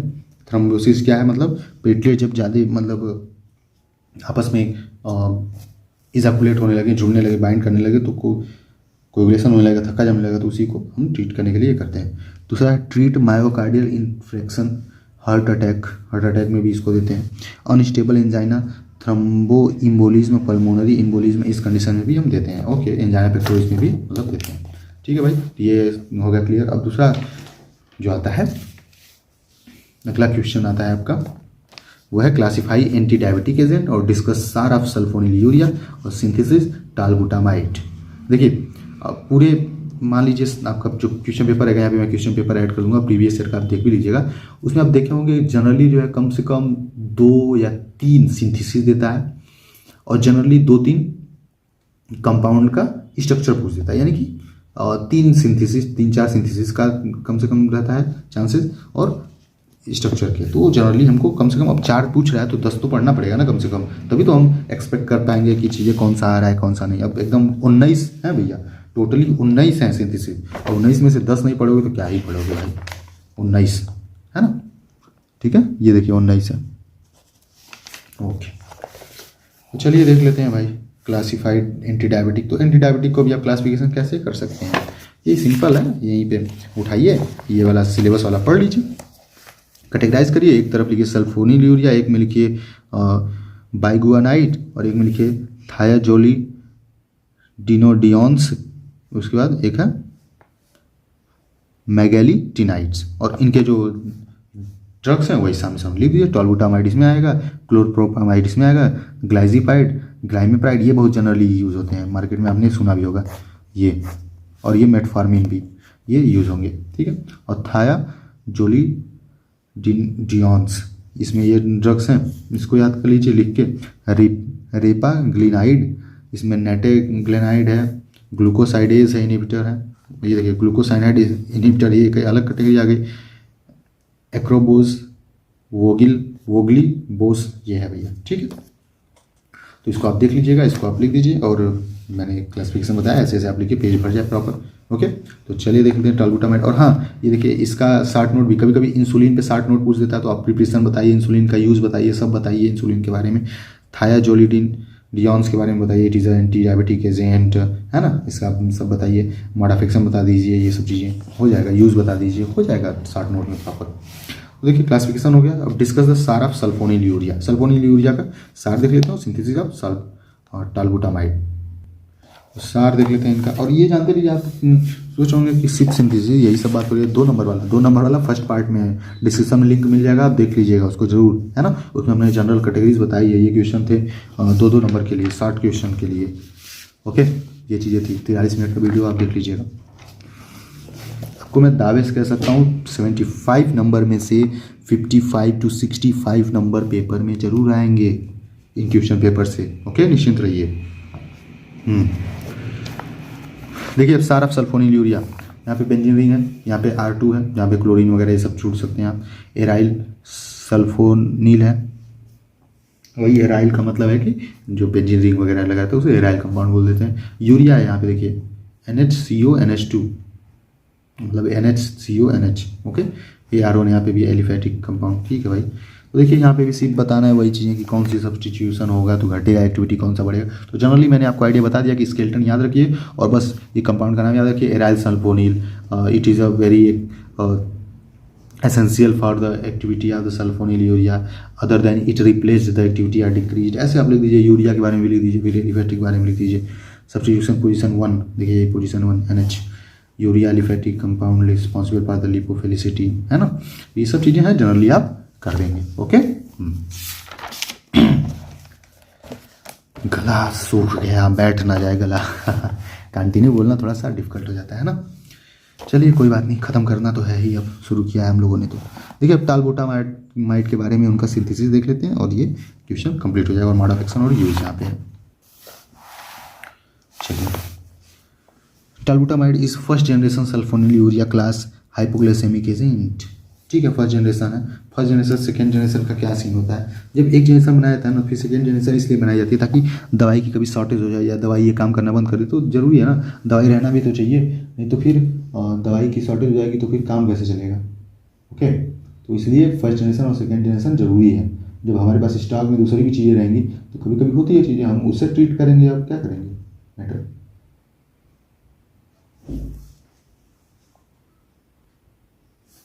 जी, तो ये फर्स्ट जनरेशन और सेकेंड जनरेशन का खेल होता है, सिस्टम जरूरी है। It decrease blood sugar level stimulating the pancreas to produce more insulin. ठीक है, ये शुगर लेवल को कम करते हैं, इंसुलिन से प्रोड्यूस करवाने का काम करते हैं, पैनक्रियाज से इंसुलिन प्रोड्यूस करवाने का। ये इनका जनरल स्ट्रक्चर है, और आप उनकी सिंथेसिस पढ़ लेंगे। देखिए 1 2 स्टेप 3 4 5 स्टेप में ये भी बन जा रहे हैं। देखिए synthesized from toluene chlorosulfonic acid, toluene से स्टार्ट हो रहा है, सल्फोनिक एसिड है, क्लोरसल्फोनिक एसिड। तो इसमें देखिए CH3 बेंजीन रिंग है और H plus OH, H sulphur से डबल बॉन्ड O Cl, ये क्लोरसल्फोनिक एसिड है ना। ओके, -H2O होगा, देखिए यहाँ पे -H2O ये हो जा रहा है पूरा। उसके बाद यहाँ पे बन क्या रहा है, बेंजीन रिंग है, CH3 है, सल्फर से oxygen bond Cl plus NH3, ammonia जोड़ रहे हैं, 4 मेथिल क्लोरोसल्फोनिक एसिड। फिर नेक्स्ट स्टेप में यहाँ पे क्या बन रहा है, -HCl भी करना पड़ रहा है, तो बन रहा है आपका 4 मेथिल बेंजीन सल्फोनामाइड। ओके, ये बन गया आपका CH3 benzene ring, S double bond O, oxygen दोनों साइड जुड़ा हुआ है। Okay, NH bond H plus chlorine है, फिर कार्बन है, कार्बन से डबल बॉन्ड ऑक्सीजन जुड़ा हुआ है, O2C2H5 एथाइल क्लोरोफार्मिन। फिर पायरिडीन प्रेजेंस -HCl, पायरिडीन के प्रेजेंस में ही -HCl भी करेंगे। ठीक है, फिर यहाँ पे देखिए CH3 बेंजीन रिंग है, सल्फर है, डबल बॉन्ड ऑक्सीजन जुड़ा हुआ है, NHC carbon double bond O है, फिर OC2H5 है। ओके, प्लस H, फिर हाइड्रोजन, नाइट्रोजन से हाइड्रोजन जुड़ा हुआ है, कार्बन और मरकरी भी जुड़ा हुआ है, Hg मरकरी को दिखाते हैं। ओके, ब्यूटाइल एमीन है। फिर यहाँ पे -C2H5OH हो रहा है ना, एस्टिक एसिड नहीं है, अल्कोहल है भैया, C2H5OH। फिर यहाँ पे टालबुटामाइड बन रहा है, टालबुटामाइड यानी कि आपके जनरेशन 1 का इंसुलिन जो सिक्रेट करवाने में मदद करे हमारे पेनक्रियास से, वो दवाई बन रही है। तो देखिए CH3 है, बेंजीन है, सल्फर है, डबल बॉन्ड ऑक्सीजन भी है, NH2 है, बॉन्ड नहीं 2 नहीं रहेगा क्योंकि 3 हाइड्रोजन से जुड़ता है नाइट्रोजन, तो एक इधर हो गया, एक 2 इधर हो गया, एक हाइड्रोजन हो गया, कार्बन डबल बॉन्ड O है, NH है, CH2 प्लस C2H5OH। ठीक है, ये एडिशनल है, तो ये टालबुटामाइड है आपका, यहाँ से ये पोर्शन। ओके, ये टालबुटामाइड है। मोड ऑफ एक्शन क्या है, tolbutamide block the calcium channel in beta cell of pancreas that cause depolarization and opening of the calcium cell of the beta cell. Potassium ion को रोक देता है भैया, उनके ब्लॉकिंग कर देता है, कैल्शियम आयन को आने देता है पैनक्रियाज में। So calcium concentration increase inside the cell and it stimulated the granules of the insulin. और जब कैल्शियम आयन आते हैं तो वहाँ पे डिपोलराइजेशन होता है, सिकुड़न होगा, कंसंट्रेशन बढ़ेगा तो, और इंसुलिन में ग्रेनुलेशन में स्टिमुलेशन बढ़ेगा, जिसकी वजह से एक्टिविटी इंक्रीज हो जाएगी। ठीक है, देन इंसुलिन प्रोडक्शन इंक्रीज्ड, और यहाँ पे इंसुलिन का प्रोडक्शन जो है बढ़ जाएगा। ओके, यूजेस क्या है, it is use to treat the type 2 diabetes mellitus, it also use to diagnosis insulinoma pancreas in the tumour. देखिए ये ट्यूमर अगर हो जाता है पेनक्रियाज में, मतलब गांठ वोट बनने लगे, कैंसर के भी लक्षण है, तो भी यूज़ किया जाता है टालबुटामाइड को, और टाइप 2 डायबिटीज मेलाइटस में भी यूज़ किया जाता है। ठीक है भाई, तो ये खत्म हुआ। अब आपका लास्ट क्वेश्चन जो बचा है, उसके बाद ये पूरी मेडिसिनल की सीरीज जो है खत्म हो जाएगी भैया, इंपॉर्टेंट क्वेश्चन और आंसर का। Classify the local anaesthetic agent, discuss SAR and give the synthesis of benzocaine and procaine. Okay, complete करते हैं मैटर। तो लोकल एनेस्थेटिक आप जानते रहिए, दोज टाइप एजेंट यहाँ पे लिखा भी है, those drug which are use to loss sensation feeling of the body और particular part of the body is called anaesthesia. एक ऐसी दवाई है जो लॉस ऑफ सेंसेशन, यानी कि हम यहाँ पे यूज करें तो यहाँ का सेंसेशन खत्म हो जाएगा, यहाँ पे कुछ हमें पता ही नहीं चलेगा, काट दो, चीड़ दो, कूच दो, है ना। तो ऐसी एजेंट को जो कि एक पर्टिकुलर एरिया में बस वर्क करे, उसी को हम लोकल एनेस्थीसिया कहते हैं। अब पढ़े भी हैं ये सब चीज़ें, लोकल एनेस्थीसिया और जनरल एनेस्थीसिया कोलोजी में भी पढ़ चुके हैं हम लोग, है ना। ओके, तो चलिए देखते हैं क्लासिफिकेशन की भी बात की जाए तो ये देखिए अलग अलग कैटेगरी होता है, और ड्यूरेशन के हिसाब से भी होता है, बेस्ड ऑन ड्यूरेशन। तो ड्यूरेशन के हिसाब से देखिए यहाँ पे injectable anaesthetic, low potency, intermediate potency, high potency. Low में प्रोकैन आता है, क्लोप्रोकैन आता है, इंटरमीडिएट में लिग्नोकैन, प्रोलोकैन, और हाई पोटेंसी में आता है बुपियोकैन, रोबियोकैन और ड्यूबोकैन। ओके, ये चीज़ें होती हैं। ठीक है, सरफेस एनेस्थेटिक में आता है सॉल्युबल, इनसॉल्युबल आता है। ठीक है, तो ये 2 कैटेगरी याद रखिए बस। अब आते हैं हम डायरेक्ट अपने काम पे, यानी कि क्या है, सार ऑफ लोकल एनेस्थेटिक और सिंथेसिस बताना है बेंजोकैन और प्रोकैन का। ठीक है, सार देख लेते हैं कहाँ है भाई।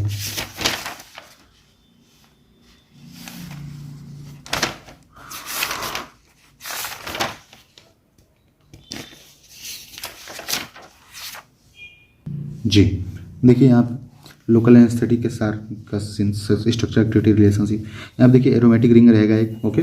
फिर लिंकर यहाँ पे CH2 ये सब जुड़े रहेंगे लिंकर ग्रुप, ठीक है। उसके बाद नाइट्रोजन है R2 R3 एमिनो ग्रुप, यहाँ पे तीसरा एमिनो ग्रुप है, और R2 एलिफेटिक रिंग यहाँ पे ये सब चीज़ें जोड़ी जाएंगे। एरोमेटिक रिंग में क्या है, एरोमेटिक रिंग ये एसेंशियल फॉर लिपोफिलिसिटी अपड्रॉ। लिपोफिलिसिटी का सेंस यही है कि ये तुरंत जो है सेल्स में, क्योंकि सेल्स के बाहर आपको पता है कि सेल्स जो लिपिड और सल्फर से ही मिलकर बना होता है, लिपिड कार्बोहाइड्रेट प्रोटीन इन सब चीज़ों से सेल है, तो ये इसमें लिपिड रहता है, फास्फोलिपिड और प्रोटीन कार्बोहाइड्रेट यही सब रहते हैं। तो ये एरोमेटिक रिंग जो है लिपोफिलिसिटी यानी कि सेल्स वगैरह में क्रॉस करने का ये काम करते हैं, वर्क करेंगे, है ना। उसमें क्रॉस करेंगे तभी तो उसको एक्टिविटी को रोक पाएंगे। फिर है यहाँ पे, और ये मेनली सेल की बात, किस सेल की बात हो रही है, नर्वस सिस्टम की सेल की बात हो रही है ना, नर्व सेल की, क्योंकि लोकल एनेस्थेटिक या फिर सेंट्रल लोकल एनेस्थेटिक या फिर जनरल एनेस्थेटिक जो है किसी का काम करते हैं, नर्व पे ही तो काम करते हैं, ओके। फिर direct connect with the binding site, ये बाइंडिंग साइट से जुड़ पाते हैं ताकि सोडियम चैनल वगैरह को ब्लॉक कर देंगे। सब्स्टिट्यूशन रिंग या सब्स्टिट्यूशन रिंग जो भी रहेंगे वो increase the lipophilicity potency. Para substitution in the formation of dutrine more potent amino group, alkyl amino group, alkoxyl group, ये सब चीज़ें जोड़नी रहती है, जुड़ी रहती है, ठीक है। ये चीज़ें आप समझ लीजिए मेनली, ओके। चलिए तो आप मेन स्ट्रक्चर याद रखिए और बस लिख दिया करिए कि जो इसमें अलग अलग ग्रुप हैं ये नेसेसरी हैं, बस बात खत्म, ठीक है भाई। अब देख लीजिए यहाँ पे स्ट्रक्चर हम देख लेंगे या सिंथेसिस देख लेंगे मेनली इसका, बेंजोकैन का और हमें प्रोकैन का देखना था, बेंजोकैन और प्रोकैन सिंथेसिस स्ट्रक्चर जो भी है। Benzocaine is surface anaesthetic which act as the locally and prevent the transmission of impulse. ये लोकली काम करते हैं और इम्पल्स को यानी कि यहाँ से नर्व की जो मैसेजेस जाना है वो रोक देते हैं ये, ठीक है भाई। देखते हैं क्या है मैटर इसमें। ये इनका मेन स्ट्रक्चर है, लेकिन सिंथेसिस 3-4 स्टेप में है, तो देखते हैं। सिंथेसिस जो है बेंजोकैन, ये NE रहेगा, थोड़ा सा स्टूडेंट भूल गए लिखना। Is chemically derivative of para amino benzoic acid, PABA para amino benzoic acid. It synthesize started from nitration of the toluene. देखिए बेंजीन रिंग है, CH3H है, ये टॉलुइन से स्टार्ट होता है, HNO3 यानी कि नाइट्रिक एसिड है, और ये H2SO4 -H2O के होगा यहाँ पे, ठीक है। उसके बाद बनेगा आपका पैरा नाइट्रोटॉलुइन। फिर KMNO4 पोटेशियम परमैंगनेट ऑक्सीडेशन भी होगा यहाँ पे, है ना, मॉलिक्यूल इलेक्ट्रॉन जो निकलेंगे रिमूव आउट होंगे। फिर यहाँ पे पैरा नाइट्रो बेंजोइक एसिड बन रहा है, ओके, प्लस C2H5OH भी यहाँ पे जोड़ रहे हैं हम। फिर यहाँ पे H2SO4 और फिर वही सेम चीज़ H2SO4 ऐड कर रहे हैं और -H2O फिर से निकल रहा है यहाँ पे पानी, बन रहा है आपका एथाइल 4 नाइट्रो बेंजोइट। 4 नाइट्रो का मतलब पोजीशन बता रहा है वो, ठीक है। तो C double bond O C2H5 यहाँ पे बेंजीन रिंग है और NO2 है, ओके ब्रदर, ठीक है। यहाँ पे देखिए अब लास्ट में बन रहा है क्या, SnHCl या फिर HCl या फिर Sn के प्रेजेंस में रिडक्शन होगा, रिडक्शन में इलेक्ट्रॉन जो है ऐड होते हैं और ऑक्सीडेशन में रिमूव होते हैं जब रिएक्शन होता है। तो NH2 यहाँ पे है, बेंजीन रिंग है, इसमें carbon double bond O oxygen है वही, और ऑक्सीजन यहाँ पे C2H5, ये बन गया आपका बेंजोकैन, ठीक है। तो आप थोड़ा सा सिंपली 2-3 बार लिखेंगे, याद हो जानी चाहिए। मोड ऑफ एक्शन क्या है इनका, benzocaine reversibly bind to the sodium channel and inhibit the impulse generation. वही देखिए सोडियम चैनल को रोक दे रहा है और जो इम्पल्स का जो ट्रांसफॉर्मेशन हो रहा है, ट्रांसमिशन हो रहा है, वो हो ही नहीं पाएगा, तो सेंसेशन होगा ही नहीं। यूज़ क्या है, use as a surface anaesthetic in dental condition, use as for pain relief, ठीक है। Also used in cream, ointment, powder, spray to relieve pain, ठीक है भाई, क्रीम के तौर पे भी यूज़ होता है, ठीक है, लगाना रहता है जैसे सुन कर देना, ओके। तो ये चीज़ें होती हैं और ऑइंटमेंट के रूप में आते हैं, पाउडर्स के रूप में आते हैं, स्प्रे के रूप में आते हैं। स्प्रे जैसे कि आपका किसी का जबड़ा वबड़ा टूट गया तो वहाँ पे क्या तुरंत अगर खाना खाना या दिक्कत हो रही है कुछ तो स्प्रे कर दीजिए तो भी काम बन जाएगा, है ना, ऐसी चीज़ें होती हैं। टू रिलीव पेन, लोजेंस के तौर पे जाते हैं, लोजेंस जो टॉपिक की तरह होते हैं उसको आपको इनहेल करना रहता है या फिर सॉल्बलाइज करते हैं मुंह में, ताकि हमारे थ्रोट अगर इन्फेक्शन है थ्रोट में, गले में, तो वो रिलीफ मिल पाए। प्रोकैन के बारे में देख लेंगे, यहाँ पे इनका सिंथेसिस भी है प्रोकैन का। चलिए देखिए प्रोकैन है, procaine is a ester type injectable anaesthetic. ये तो बेंजोकैन जो है सरफेस एनेस्थेटिक था और प्रोकैन जो क्या है ये इंजेक्टेबल एनेस्थेटिक है। It slow it's so slow onset of action, short duration, slow type का है, ठीक है। It is also amino benzoic acid derivative some benzocaine, ये एमिनो बेंजोइक एसिड का डेरिवेटिव भी होता है, यानी कि बेंजीन भी रहेगा, एमिनो एसिड भी रहेगा, NH2। ये इनका देखिए मेनली फार्मूला है, लेकिन हम डायरेक्ट सिंथेसिस में ही देख लेंगे formula. Mode of action it works same as, आपको भी देखिए पेपर में अगर याद है तो आप एक बार जनरली फार्मूला से लिखिए, फिर सिंथेसिस लिखिए, आपका पेज जो है भर जाएगा और अच्छा दिखेगा अपीयरेंस। मोड ऑफ एक्शन, क्योंकि आप जब अगर मेनली बस स्ट्रक्चर बना देंगे ना, सिंथेसिस देखता भी नहीं है, कभी कभी एग्जामिनर वो कहेगा ठीक है तो बंदा जानता है। Okay, it work same as benzocaine by blocking sodium ion channels, impulse generation stopped, वही सेम चीज़ है, इसका भी सोडियम चैनल को ब्लॉक कर देगा, इम्पल्स ट्रांसमिशन बंद हो जाएगा। सिंथेसिस का बहुत सिंपल है उसके कंपेरिजन में बेंजोकेन के।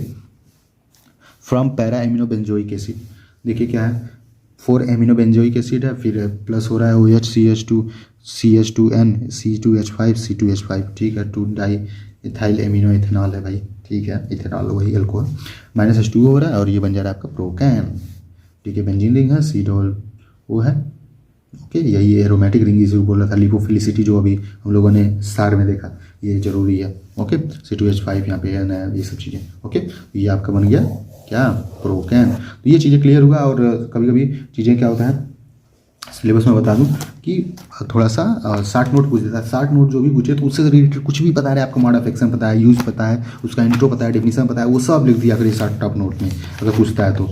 कुछ भी कंफ्यूज नहीं होना है बिल्कुल भी, ठीक है ना। कभी कभी इंसुलिन का भी पूछ दिया है 60 नोट, ये सब चीज़ें, खाया जोलिडीन डियोन्स का पूछ देता है, तो आप एकदम लिखिए बिल्कुल बेधड़ल्ले से, कोई दिक्कत नहीं है। और पार्ट 1 आपका अपलोडेड है, पार्ट 2 ये है ही, आप सब देख लीजिए, डिस्क्रिप्शन में लिंक भी दे देंगे हम, चीज़ें हैं, ठीक है। और आप कमेंट्स में जरूर बताइए कि क्या चीज़ें थी, हमारी मेहनत कुछ आपके लिए इम्प्रूव कर रहा है कि नहीं कर रहा है, हेल्पफुल है या नहीं, एक बार देख लीजिएगा, जरूर हेल्प मिलेगा आपको पेपर में, ओके। तो चलिए, और बने रहिए अपने चैनल PC फार्मा के साथ, और लाइक शेयर सब्सक्राइब वगैरह कर दीजिए थोड़ा सा, ठीक है ना। ओके, मिलते हैं नेक्स्ट वीडियो लेक्चर में, और बेस्ट ऑफ लक। और ये जानते रहिए, मेडिसिनल केमिस्ट्री में आपको रफ का यूज़ ही करना है, बार बार रिपीटेटिव, क्योंकि आप जितने बार लिखेंगे ये याद होगा, क्योंकि आप रट के नहीं कर सकते, ये सब चीज़ें समझना तो है ही, लेकिन इसको आप लिखेंगे रिपीटेटिव तो आपके कॉन्शियस माइंड में ये सब चीज़ें सेट हो जाती हैं एकदम प्रॉपरली, ओके। तो चलिए, मिलते हैं नेक्स्ट वीडियो लेक्चर में, बाय बाय। और लगे रहिए, बिल्कुल आप फेल नहीं होंगे, अगर इतना पढ़ लेंगे तो पास हो जाएंगे प्रॉपरली, ठीक है ना भैया। तो बाय बाय, टेक केयर, ध्यान रखिए अपना।